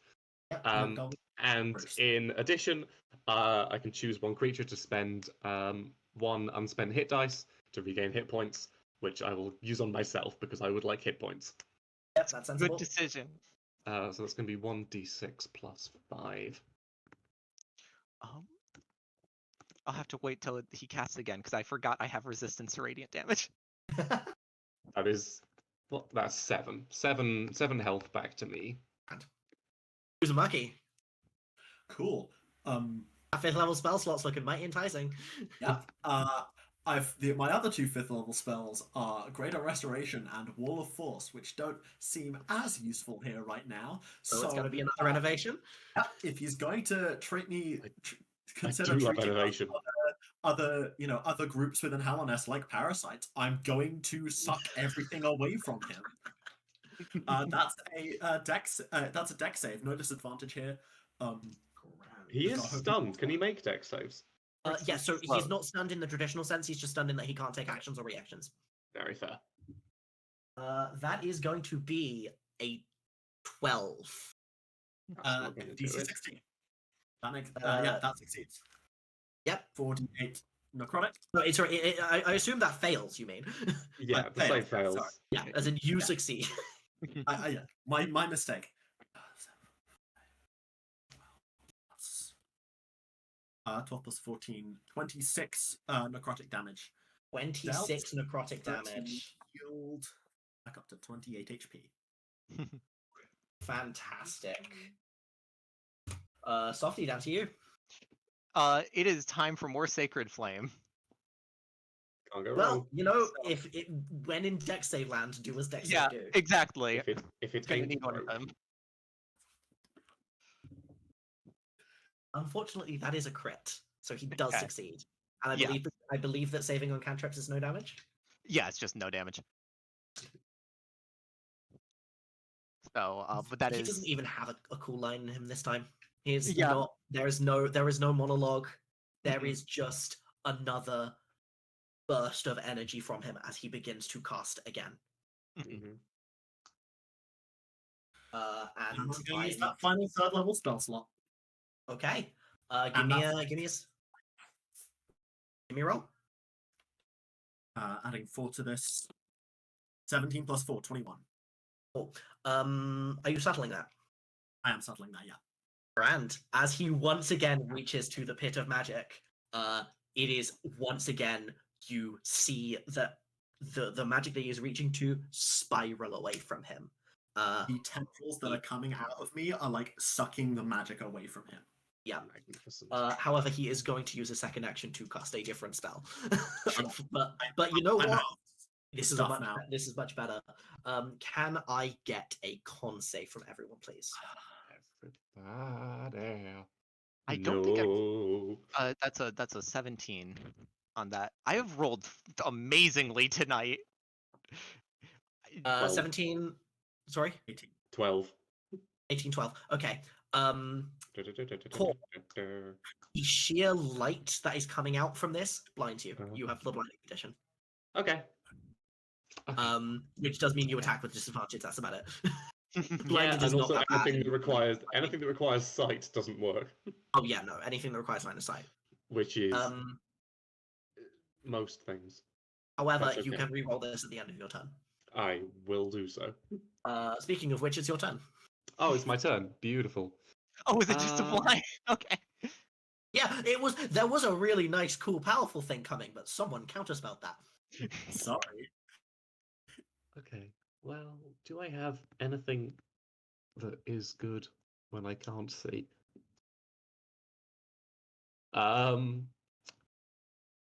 Chill touch doesn't require sight.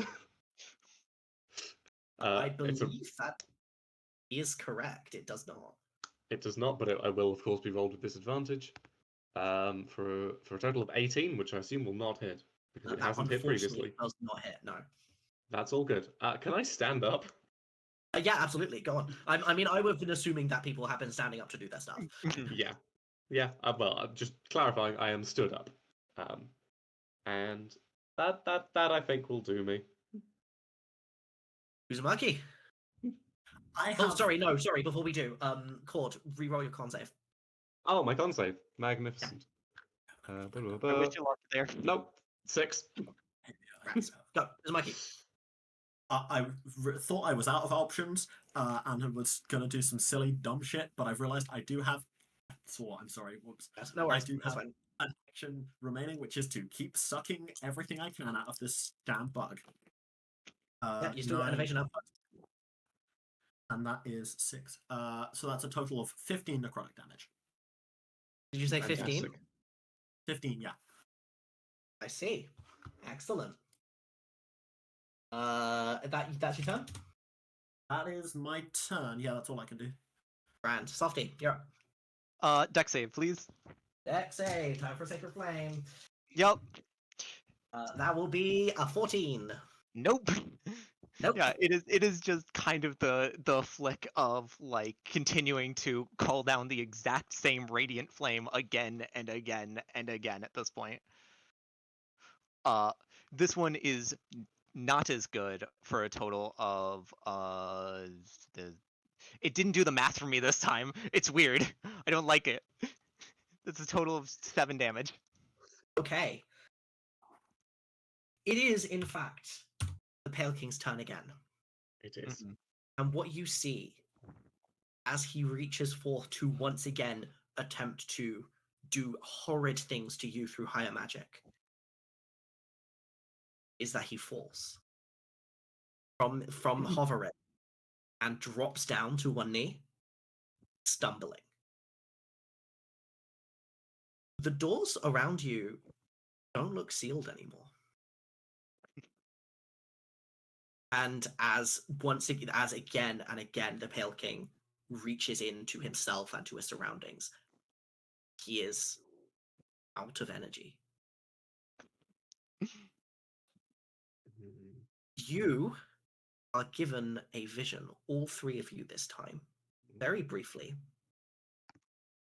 of the 3 of you leaving this palace, leaving the ancient basin, going up through the royal waterways, up to the stag stations, and riding all the way up to the surface, to Dirtmouth. And then it's gone. Yeah. The Pale King is on his knee in front of you, still alive, still kind of okay, but unable to do anything. How unable to do anything is he? Because this spell has a duration of a minute, and I can use my action every turn for a minute, which is approximately about 6 seconds. I'll I don't know how to dress this up in terms that you could like glean from a check or anything. I'll tell you this: it will not kill him. Okay. Cool. However, during that time, no, he probably wouldn't be able to do anything, but you also are aware that it is quite literally only a matter of time before he regains his strength. When he made made the thing about being like magic is for immortals, he is, for all intents and purposes, immortal. Yeah. Yeah. I can't just keep sucking everything away from him. Oh yeah. No, No. 4 times 98 is not going to be enough. Cool. I'm getting out of here. Can before I leave, can I cast a single vampiric touch on him? I want to drain some of this energy into a jar that I might study Absolutely. later. Absolutely. I won't even make you roll for that. Fantastic, thank you. You get a nice little jar of what you believe is the king's soul, but it's not quite soul. It's something different. Who knows? Well, I will study this later and leave. Softy, knowing that she is most likely the fastest of the group, is going to linger for just half a second, and just turn to address him before she leaves. Of a king on his knees in front of his broken throne. A more poignant metaphor I couldn't have come up with, and just flies away. Do you follow follow the vision? Yeah. Well, I'm gonna take a stag to the crossroads instead, rather than Dirtmouth. But Absolutely, it's within walking distance. You're fine. But you very quickly and quietly go through. You use the seals that are left on you, of which there are 2. Obviously, you use one of them to unlock the seal that was between the waterways and the ancient basin, and use the third to unlock one of the seals from the waterway to the capital. And from there, you enter the Queen's Station, the King's Station even, and ride on one of the stags from the stagways. Aware that you have just ostensibly committed attempted murder. Yes. More than that, regicide. Yes. In fact, you could probably call it deicide. Yeah. As you arrive in your respective places at the crossroads and at Dirtmouth. For the 2 of you in Dirtmouth, you once again see a vision of another vision of this shadow circling your head for a split second, and then walking just into the wilds beyond. Yeah. But Uzumaki, as you are no longer near Softy, you do not see this. What would you like to do? I think I've learned everything there is to know about Soul here. Time to take my expeditions elsewhere.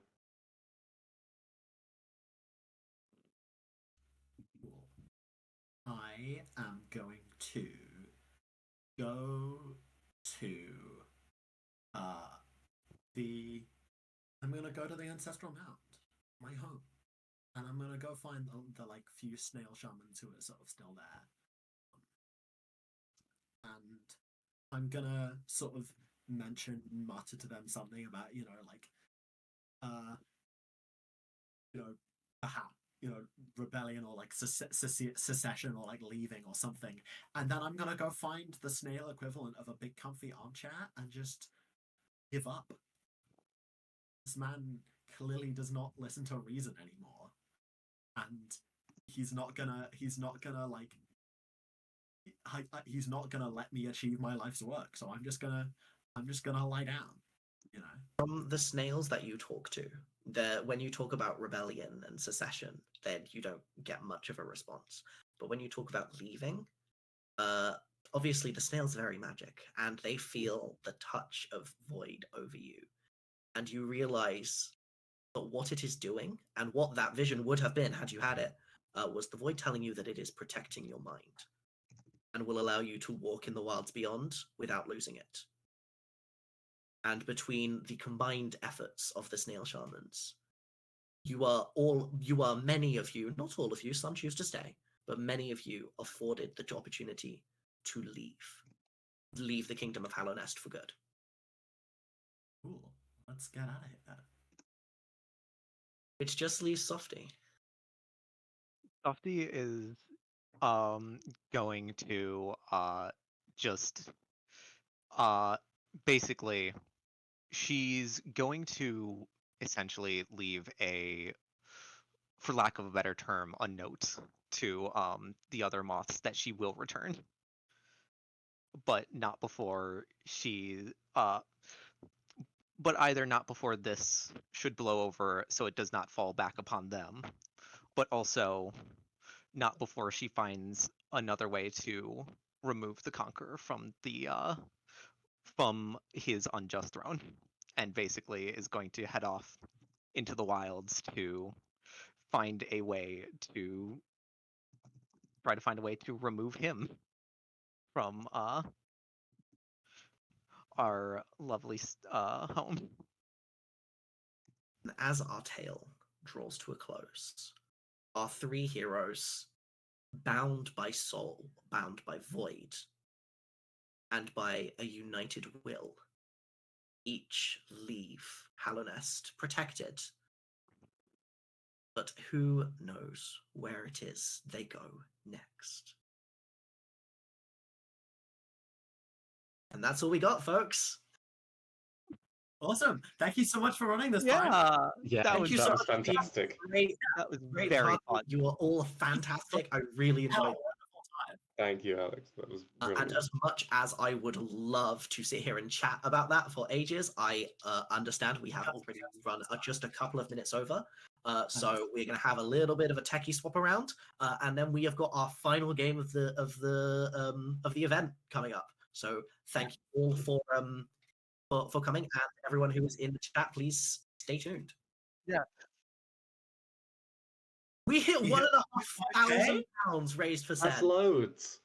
That's insane. I've just told that in my monitor. So thank you all so much for your time and effort and donations. It is massively appreciated. Thank you so Okay. much. See you Thank later. you guys. Bye bye.